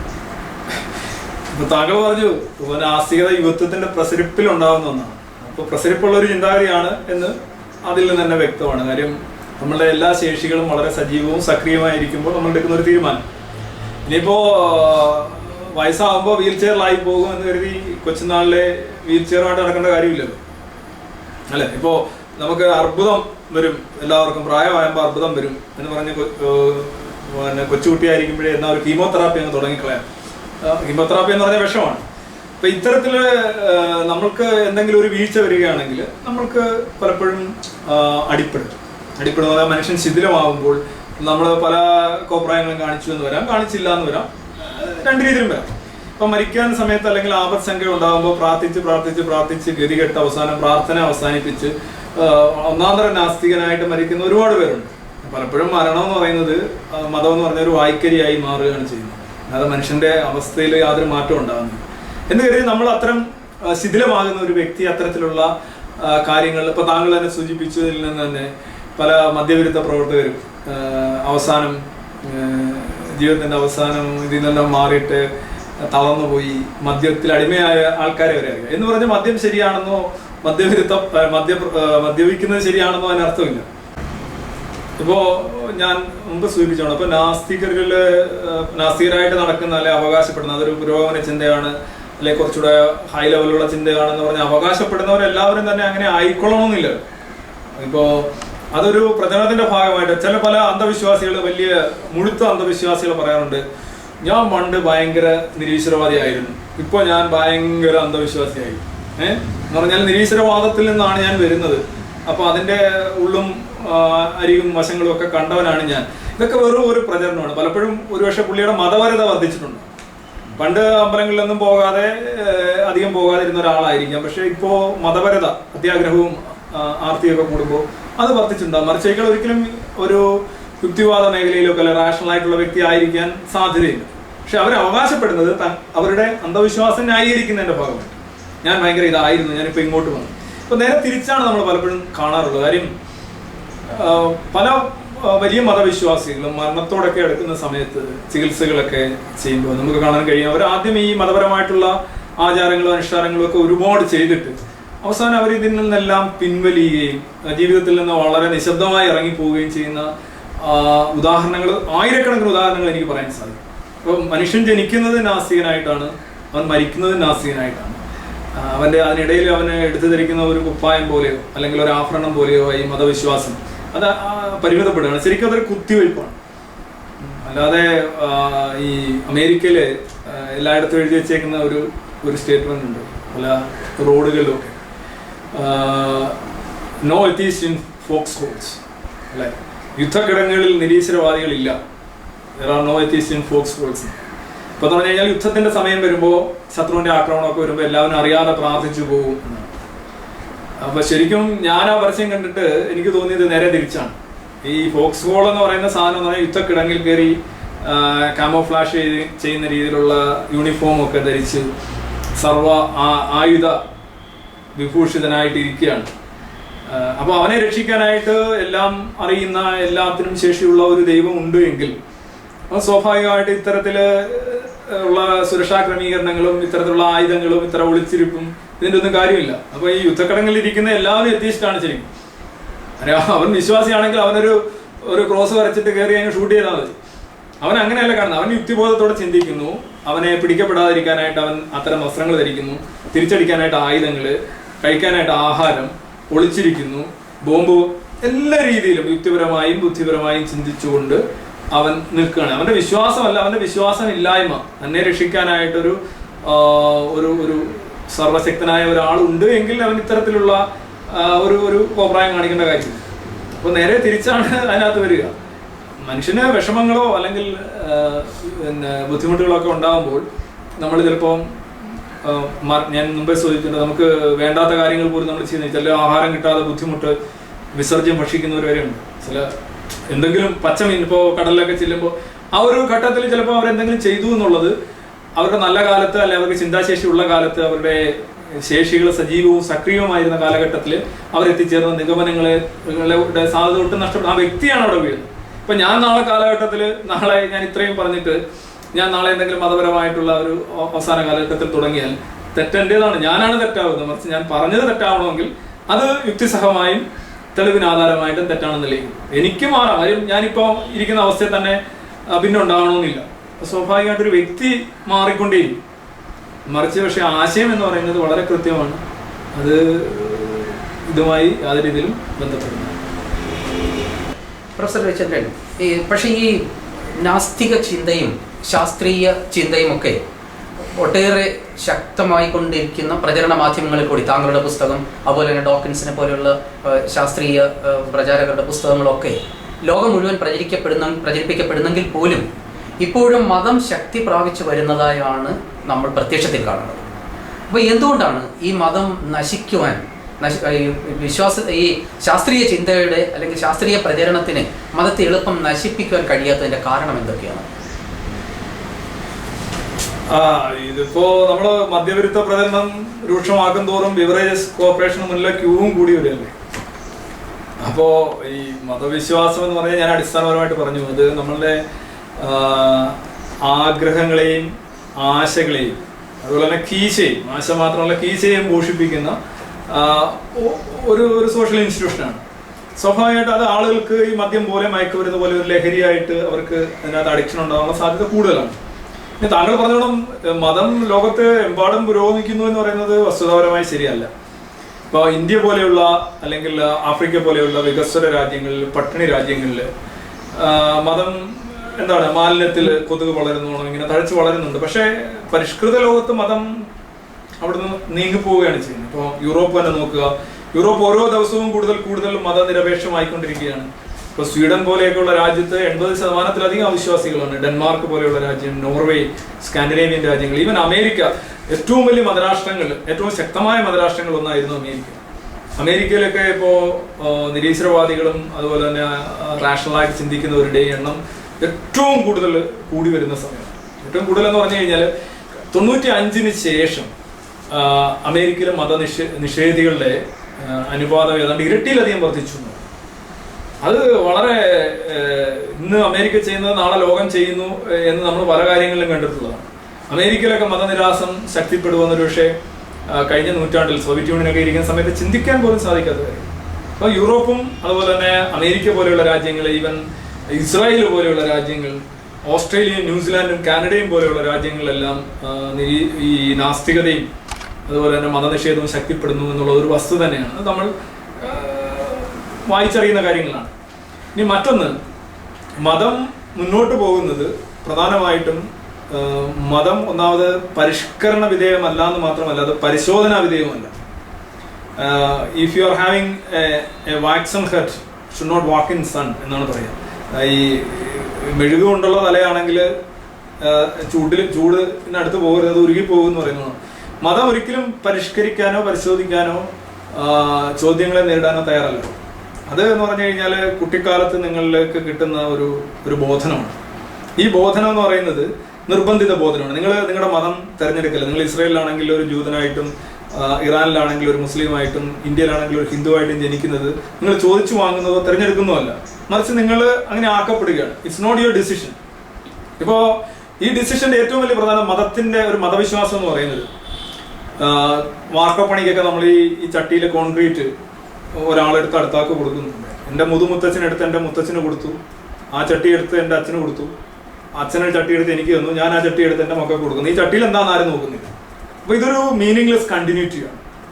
ഈ കണ്ടിന്യൂറ്റി അർത്ഥം അറിയാതെ ആലപിക്കുന്ന ഒരു സംഘഗാനം എന്ന് വേണമെങ്കിൽ നമുക്ക് പറയാം. അപ്പോൾ ഈ കണ്ടിന്യൂറ്റി ഉറപ്പുവരുത്തപ്പെടുകയാണ്. എന്തെങ്കിലും ഇതിനെതിരായിട്ട് വരികയാണെങ്കിൽ ആദ്യത്തെ പ്രതിഷേധം അടുക്കളയിൽ നിന്ന് വരും. അടുക്കളയിലാണ് ഏറ്റവും കൂടുതൽ ഇരുട്ടുള്ളത്. അത് ലിറ്ററലി ആയിട്ട് എന്ന് പറഞ്ഞു കഴിഞ്ഞാൽ പലപ്പോഴും സ്ത്രീകൾക്ക്, ഒരു മതസമൂഹത്തിൽ സ്ത്രീകൾക്ക് ഒരുപാട് പരിമിതികളുണ്ട്. അവരെ അങ്ങനെ അടിച്ചമർത്തിയത് കൊണ്ട് തന്നെ വിദ്യാഭ്യാസപരമായും ചിന്താപരമായും യാതൊരു രീതിയിലും അവർ മുന്നോട്ട് വരാൻ അനുവദിക്കാത്ത രീതിയിൽ മതം അവരെ സജ്ജീകരിച്ച് വെച്ചിട്ടുണ്ട്. സ്വാഭാവികമായിട്ടും മതത്തിനെതിരെയുള്ള ചിന്തകൾ, മതം പരിശോധിക്കാനുള്ള ശ്രമങ്ങൾ, ഇതിനെല്ലാം സമൂഹം പരാജയപ്പെടുത്തുകയാണ്. വളരെ നിഷ്കരണം, നിരീശ്വരവാദിയാണ്, അങ്ങനെയൊക്കെയാണല്ലോ പറയുക. അപ്പോൾ അത്തരം പദങ്ങൾക്ക് കേൾക്കാൻ താല്പര്യമില്ലാതെ, അല്ലെങ്കിൽ ടെൻഷൻ ഒഴിവാക്കാനായിട്ട്, എതിർപ്പ് ഒഴിവാക്കാനായിട്ട് എല്ലാവരും ഇതിൻ്റെ കൂടി ഇങ്ങനെ ചലിച്ചു പോകും. മറ്റൊന്ന്, നമുക്ക് വേണമെങ്കിൽ മതത്തിൻ്റെ ഒരു ഹേർട്ട് ഫിലോസഫി എന്ന് പറയുന്നത്, ഹാർട്ട് ഹൈപ്പോത്തസിസ്.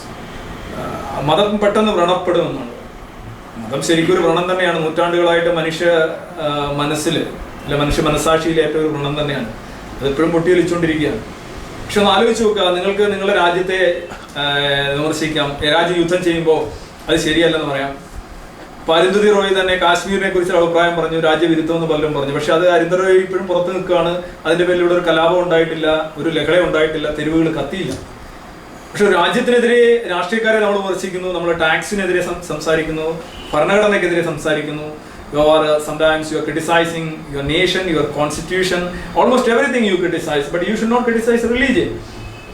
ഇത് ഇങ്ങനെ ഒരു പ്രത്യേക പരിരക്ഷ. അതായത് ഞങ്ങളെ ക്രിട്ടിസൈസ് ചെയ്ത് കഴിഞ്ഞാൽ ഞങ്ങൾ തെരുവ് കത്തിക്കും, ഞങ്ങൾ കഴുത്ത് കണ്ടിക്കും, ഞങ്ങൾ മറ്റേത് ചെയ്യും എന്നൊക്കെ ഉള്ള ഒരു ഭീഷണിയും ഒരു ബ്ലാക്ക് മെയിലിംഗ്, ഇതിലൂടെയാണ് മതം അതിജീവിക്കുന്നത്. അല്ലെങ്കിൽ മതം ശരിയായ ദിശയിൽ ഇപ്പൊ തന്നെ മതനിന്ദ, മതവിമർശനം, ഇതിനെയൊക്കെ ഇപ്പൊ തന്നെ ബ്ലോഗുകളിലും സൈബർ ലോകത്തും എന്തിനാണ് ഇത്രയധികം മതം മാത്രം പ്രൊട്ടക്ട് ചെയ്യാൻ അതിനായിട്ട്? അതിന്റെ കൂടെയാണ് ഇപ്പോൾ രാഷ്ട്രീയക്കാര്, ചില ഇപ്പോൾ കപിൽ സിബലിനെ പോലുള്ള ആൾക്കാർ മതത്തിന്റെ തണലിൽ രക്ഷപ്പെടാൻ, തങ്ങൾക്ക് വിമർശനത്തിൽ നിന്ന് രക്ഷപ്പെടാനായിട്ട് മതത്തിന്റെ തണലിൽ രക്ഷപ്പെടാൻ കഴിയുമെന്നാണ് അവർ പരിശോധിക്കുന്നത്. കാര്യം മതത്തെ വിമർശിക്കാൻ പാടില്ല, മതം അത് സീൽ ചെയ്തിരിക്കുന്ന കാര്യം. എന്താണ് ഇതിന് മാത്രം ഇത്ര പ്രത്യേകത? പക്ഷെ ഇപ്പോൾ ഒന്ന് ആലോചിച്ച് നോക്കും, ഇപ്പൊ മദ്യപാനികൾ അവര് കേരള സമൂഹത്തിൽ തന്നെ 80% അധികം. അവർ നാളെ പറയുകയാണ് മദ്യപാനത്തെ കുറിച്ച് എന്തെങ്കിലും പറഞ്ഞു കഴിഞ്ഞാൽ വിവരം അറിയും എന്ന് പറഞ്ഞു കഴിഞ്ഞാൽ ഇവിടെ ഒരാളും മദ്യപാനത്തെ കുറിച്ച് സംസാരിക്കത്തില്ല, എതിരെ സംസാരിക്കും. പുകവലിക്കാര് ഇതേ കണക്ക് വികാരം കൊള്ളാൻ തുടങ്ങി കഴിഞ്ഞാൽ പുകവലിക്കെതിരെ നമുക്ക് സംസാരിക്കാൻ കഴിയും. ഇന്ന് നമ്മൾ പ്രചരണത്തിലൂടെ ഏറ്റവും അധികം തളർത്തിയ ഒരു അനാചാരം അല്ലെങ്കിൽ ഒരു ദുശീലമാണ് പുകവലി. നമുക്ക് സാധിച്ചത് ഈ വൈകാരികത മതം എടുത്തണിയുന്നത് കൊണ്ട് സ്വാഭാവികമായിട്ടും മതത്തെ തൊടാൻ സാധിക്കുന്നില്ല. അപ്പൊ ഇന്നലെ തന്നെ CPM-ന്റെ സ്റ്റേറ്റ്സ് കോൺഫറൻസ് നടന്നിട്ട് അതിന്റെ തീരുമാനമായിട്ട് സഖാവ് പിണറായി വിജയൻ പറഞ്ഞത് അന്ധവിശ്വാസങ്ങൾക്കും അനാചാരങ്ങൾക്കും എതിരെ പ്രചരണം നടത്തുമെന്ന്. വളരെ നല്ല തീരുമാനമാണ്. പക്ഷെ അദ്ദേഹത്തോട് ഉടനെ ഒരു ചോദ്യം വന്നു, മുടിപ്പള്ളിയെ കുറിച്ച് താങ്കൾ എന്ത് പറയുന്നു എന്നൊരു ചോദ്യം. അദ്ദേഹം ഉടനെ അത് പറഞ്ഞ എന്താണ് മറുപടി? അതിനെ കുറിച്ച് ഞങ്ങൾ അഭിപ്രായം പറയും. അപ്പോൾ ഈ അന്ധവിശ്വാസങ്ങളും അനാചാരങ്ങൾക്കെതിരെയുള്ള പ്രചരണം എന്ന് പറയുന്നത് മുടിപ്പള്ളി തീരുകയാണ്. അപ്പൊ അത്തരത്തിൽ രീതിയിൽ പ്രൊട്ടക്ട് ചെയ്തും നമ്മൾ സംരക്ഷിച്ചുകൊണ്ടും ഇങ്ങനെയുള്ള മതം പറയുന്ന എന്തും നമ്മൾ മുന്നോട്ട് കൊണ്ടുപോവുകയാണെങ്കിൽ സ്വാഭാവികമായിട്ടും മതം തഴച്ചു വളരുകയല്ലാതെ എന്താ ചെയ്യുക? ഒരു എന്ത് കാര്യത്തിനുമെങ്കിലും എക്സ്പോസ് ചെയ്തെങ്കിൽ മാത്രമല്ല നമുക്ക്, അല്ലെങ്കിൽ അതിനെ ക്രിട്ടിസൈസ് ചെയ്യാനുള്ള അവകാശം ഉണ്ടെങ്കിൽ, അല്ലെങ്കിൽ അതിനെ പരീക്ഷണങ്ങൾ നേരിടാനുള്ള അവസരം ഉണ്ടെങ്കിൽ മാത്രമല്ല നമുക്ക് എന്തെങ്കിലും ചെയ്യാൻ കഴിയും. അപ്പോൾ അങ്ങനെ ഹട്ട് ഹൈപ്പോത്തിസിസ് എന്നുള്ള സാധനം എപ്പോഴും എടുത്തിട്ട് തങ്ങൾക്ക് പ്രത്യേക പ്രിവിലേജ് വേണം. രാഷ്ട്രീയക്കാർ ഇപ്പോൾ യഥാർത്ഥത്തിൽ ഇന്ത്യ പോലെയുള്ള രാജ്യം നോക്കുക, ഒരിക്കലും രാഷ്ട്രീയ കക്ഷികൾക്ക് ജനത്തെ അല്ലെങ്കിൽ ജനങ്ങളുടെ പ്രതിലോമ ചിന്തകളെ കറക്റ്റ് ചെയ്യാനായിട്ടുള്ള ആ പവർ നഷ്ടപ്പെടും. അവർക്ക് they can no more correct the people. ജനങ്ങൾ എങ്ങോട്ട് വലിക്കുന്നു അങ്ങോട്ട് പോവുക എന്നുള്ളതല്ലാതെ, ഇപ്പോൾ ശ്രാദ്ധം ആണ് ജനങ്ങൾ ആഗ്രഹിക്കുന്നെങ്കിൽ ശ്രാദ്ധത്തിന് പോയി നിന്ന് ഗ്രൂപ്പ് ഫോട്ടോയ്ക്ക് പോസ്റ്റ് ചെയ്യുക എന്നുള്ളതല്ലാതെ, അല്ലെ ഇത് ശരിയല്ല എന്ന് പറയാനുള്ള ഒരു ധാർമ്മികമായിട്ടുള്ള, അത് പല പരിമിതികൾ, അവരെ മാത്രം കുറ്റം പറഞ്ഞിട്ട് കാര്യമില്ല. വോട്ട് ചെയ്യേണ്ടുന്നത് മതവിശ്വാസികളാണല്ലോ. അപ്പോൾ അവരെ കറക്റ്റ് ചെയ്യാനായിട്ട് ആരും മെനക്കെടുന്നില്ല. അത് നഷ്ടം ഉണ്ടാക്കും, മറ്റവൻ ചൂഷണം ചെയ്യും. നിങ്ങളിത് തെറ്റാണെന്ന് ഒരു രാഷ്ട്രീയ കക്ഷി പറയുകയാണെങ്കിൽ അത് നിങ്ങളത് ചെയ്തോ, നിങ്ങളുടെ വോട്ട് ഞങ്ങൾക്ക് തന്നാൽ മതി എന്ന് പറഞ്ഞാൽ പിന്തുണയ്ക്കാൻ വേറൊരു ശക്തി ഉണ്ട്. അപ്പോൾ രാഷ്ട്രീയ സാഹചര്യം, ഇന്ത്യ പോലുള്ള രാജ്യങ്ങളിലെ രാഷ്ട്രീയ സാഹചര്യങ്ങളിൽ യഥാർത്ഥ ഇഷ്യൂസ് കണ്ടെത്തി അതിനെ പരിഹരിക്കാനായിട്ട് രാഷ്ട്രീയ കക്ഷികൾക്ക് കഴിയുന്നില്ല. കടലിൽ പോയി മീൻ പിടിക്കുന്നതിനെക്കാട്ടി എളുപ്പമാണല്ലോ കരയിൽ പിടിച്ചിരിക്കുന്ന മീൻ കൊണ്ടുപോയി എടുത്തുകൊണ്ട് പോകും.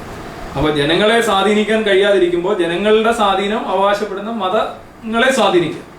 പക്ഷെ അവിടെ ഒരു ചോദ്യം വരുന്നത്, ഇപ്പൊ താങ്കൾ ഇപ്പോൾ അത് പറഞ്ഞതുകൊണ്ടാണ്, ഇപ്പൊ ഈ രാഷ്ട്രീയ സാഹചര്യം വെച്ച് നോക്കുമ്പോൾ ഇന്ത്യയിലെ മതേതരത്വം എന്ന് പറയുന്നതിന് ശരിയായ അർത്ഥത്തിലാണോ നമ്മൾ സെക്യുലറിസം എന്നുള്ള ആ ഒരു കോൺസെപ്റ്റിനെ ഇന്ത്യൻ കോൺസ്റ്റിറ്റ്യൂഷനിൽ അല്ലെ ഇന്ത്യൻ സാഹചര്യത്തിൽ കാണുന്നത് യഥാർത്ഥ സെക്യുലറിസമാണോ? സെക്യുലറിസം എന്ന് പറഞ്ഞാൽ മതത്തെ ഏത് രീതിയിൽ കാണുന്നതാണ്? പൊതുവെ ഇപ്പോൾ ഇന്ത്യയിൽ എല്ലാ മതങ്ങളെയും തുല്യ പരിഗണനയോടുകൂടി കാണുന്നതാണ് സെക്യുലറിസം എന്നൊരു ധാരണ പൊതുവെ ഇവിടെ നിലനിൽക്കുന്നുണ്ട്. അപ്പോൾ അതാണോ യഥാർത്ഥ മതനിരപേക്ഷത? അതുകൂടി ഇതിനോട് ചേർത്ത് പറയാൻ പറ്റില്ല. ഇല്ല, ഇപ്പോ ഒരു അമ്മ എല്ലാ മക്കളെ ഒരേപോലെ കാണുന്നു എന്ന് പറഞ്ഞു കഴിഞ്ഞാൽ ആ മക്കളെ അമ്മ വളർത്തുന്നു എന്നതിന്റെ അർത്ഥം. The mother is protecting and bringing up the children എന്നാണ് അതിന്റെ അർത്ഥം.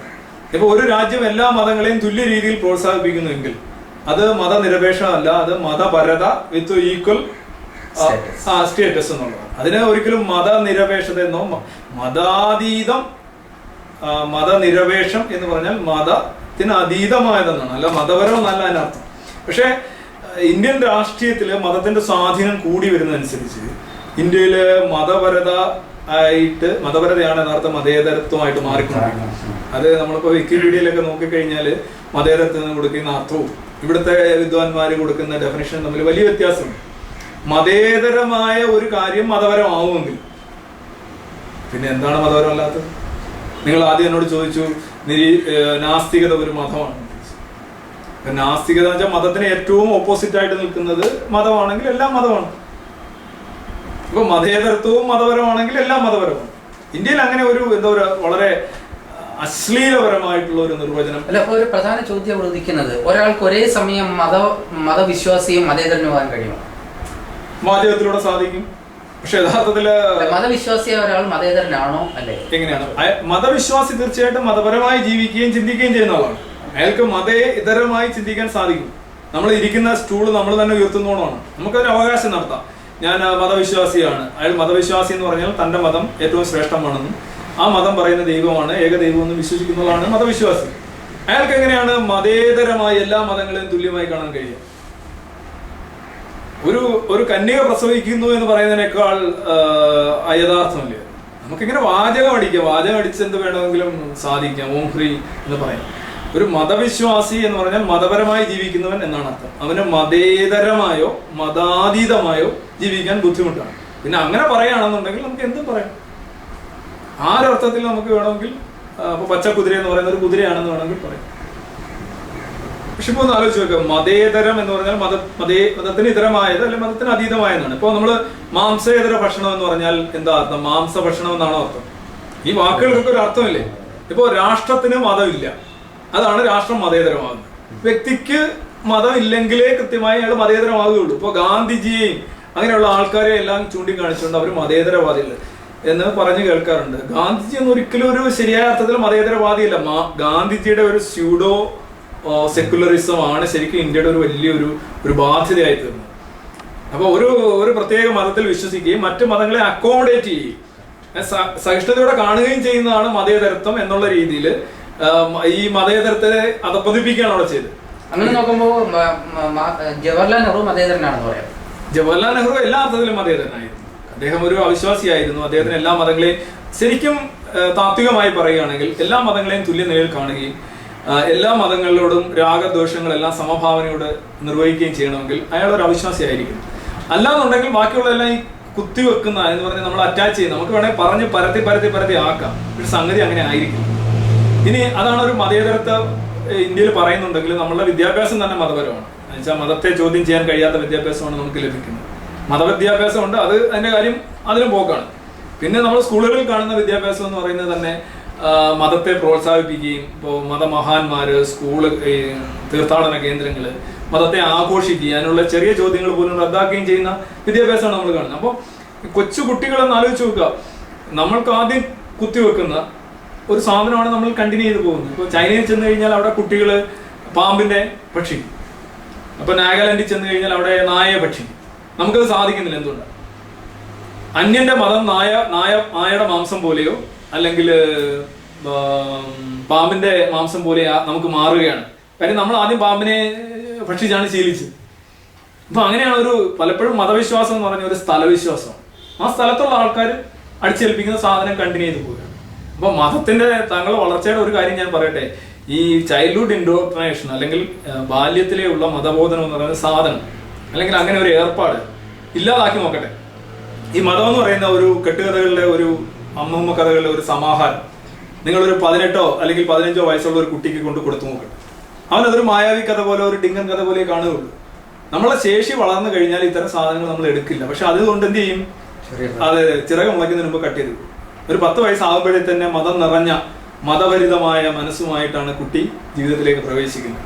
അപ്പം ആ ഒരു പ്രായത്തില് കുട്ടികളിൽ നടത്തുന്ന ഒരു അട്ടിമറിയുണ്ട്. അവരെ എന്താ പറയാ, അവരുടെ ബൗദ്ധികമായിട്ടുള്ള ശേഷികളുടെ ഒരു റദ്ദാക്കലുണ്ട്. അതാണ് മതത്തിന്റെ ഏറ്റവും വലിയ കരുത്ത്. ഒന്ന്, അത് പ്രത്യേക പരിഗണന ആവശ്യപ്പെടുന്നു, പ്രത്യേക പ്രിവിലേജ് ആവശ്യപ്പെടുന്നു, അതില്ലാത്ത വ്രണപ്പെടൽ അവകാശപ്പെടുന്നു. പിന്നെ രാഷ്ട്രം, നമ്മൾ പ്രത്യേകിച്ച് രാഷ്ട്രീയം, ജനാധിപത്യമൊക്കെ പലപ്പോഴും നമ്മുടെ ഇന്ത്യയിൽ നടപ്പിലാക്കുന്ന രീതി വെച്ച് നോക്കുകയാണെങ്കിൽ മതത്തിന് വളർച്ചയ്ക്ക് വളരെ സഹായകരമാണ്. പിന്നെ മറ്റൊന്ന്, ഞാനിപ്പോൾ ഈ പറഞ്ഞത് പോലെ കുട്ടികളുടെ കാര്യത്തിൽ മതം നടത്തുന്ന ഇടപെടൽ വേറെ ആർക്കും ഇത്രയും അവകാശങ്ങളില്ല. ഒരു കുട്ടി ഒരു കെയ്നീഷ്യൻ കുട്ടിയെന്നോ ഒരു മാർക്സിസ്റ്റ് കുട്ടിയെന്നോ ഒരു പോസ്റ്റ് മോഡേണിസ്റ്റ് കുട്ടിയെന്നോ നമ്മൾ പറയുന്നില്ല. പക്ഷെ നമ്മളൊരു മുസ്ലിം കുട്ടിയെന്നോ ഒരു ഹിന്ദു കുട്ടിയെന്നോ ഒരു ജൂത കുട്ടിയെന്നോ പറയും. എന്തുകൊണ്ട്? അപ്പൊ മതത്തിന് മാത്രമാണ് കുട്ടികളെ ചാപ്പ കുത്താനുള്ള അവകാശം കൊടുക്കുന്നത്. അപ്പൊ ഇത്തരത്തിലുള്ള ഒരു സാധനം സ്വാഭാവികമായിട്ടും നമ്മൾ റഷ്യയുടെ കഥ തന്നെ പറയുന്നുണ്ടല്ലോ. റഷ്യയിൽ പല വിശ്വാസികളും കമ്മ്യൂണിസ്റ്റുകാരായിട്ട് അഭിനയിക്കുന്നുണ്ടായിരുന്നു. അവർക്ക് അവസാനത്തെ അന്ത്യവിധികളൊന്നും കിട്ടിയിട്ടില്ല, ആചാരങ്ങളൊന്നും നടന്നിട്ടില്ല. പക്ഷെ അവരെല്ലാം വിശ്വാസികളായിരിക്കെ തന്നെ കമ്മ്യൂണിസ്റ്റുകാരായിട്ട് മരിച്ചവരാണ്. അപ്പം അനുവാദമില്ലെങ്കിൽ അവകാശം നിഷേധിക്കുകയാണെങ്കിൽ എല്ലാവരും അതിനൊപ്പം പോകും. അവിടെ ഇപ്പോൾ തന്നെ ക്രൂഷ്ചേവിനെ കുറിച്ച് തന്നെ പറയുന്ന ഒരു കാര്യം, ക്രൂഷ്ചേവ് സ്റ്റാലിന് ശേഷം അധികാരമേൽക്കുമ്പോൾ, പാർട്ടിയുടെ സെക്രട്ടറിയുടെ അധികാരമേൽക്കുമ്പോൾ സ്റ്റാലിനെ തള്ളി പറഞ്ഞുകൊണ്ട് അദ്ദേഹം ഒരു നീണ്ട പ്രസംഗം നടത്തിയെന്നും. അപ്പോൾ ആരോ ഒരാൾ ചോദിച്ചു എന്ന് പറഞ്ഞാൽ, നിങ്ങൾ പണ്ട് സ്റ്റാലിനുള്ളപ്പോഴും ഉണ്ടായിരുന്നല്ലോ, എന്തുകൊണ്ട് അന്നേരം ഇത്തരം കാര്യങ്ങളൊന്നും പറഞ്ഞില്ല എന്ന് പറഞ്ഞൊരു കുറിപ്പ് എഴുതി ക്രൂഷ്ചേവിന്റെ കയ്യിൽ കൊടുത്തു എന്ന് പറയും. അപ്പോൾ ക്രൂഷ്ചേവ് കുറിപ്പ് തുറന്ന് വായിച്ചു, ഉറക്കെ വായിച്ചിട്ട് പറഞ്ഞു, ആരാണ് ഇത് എഴുതിയതെന്ന് പറയണം. അയാൾ എഴുന്നേറ്റ് നിൽക്കാൻ പറഞ്ഞു. 3 പ്രാവശ്യം ക്രൂഷ്ചേവ് അലറി വിളിച്ചിട്ട് ഒരാൾ എഴുന്നേറ്റ് നിന്നില്ല. എന്നിട്ട് ക്രൂഷ്ചേവ് പറഞ്ഞു, ഇത് എഴുതിയ ആള് എന്തുകൊണ്ടാണോ എഴുന്നേറ്റ് നിൽക്കാത്തത് അതേ കാരണത്താലാണ് സ്റ്റാലിന്റെ കാലത്ത് ഞാനും മിണ്ടാതിരുന്നത്. മതത്തെക്കുറിച്ച് ഇത്ര മാത്രമേ നമുക്ക്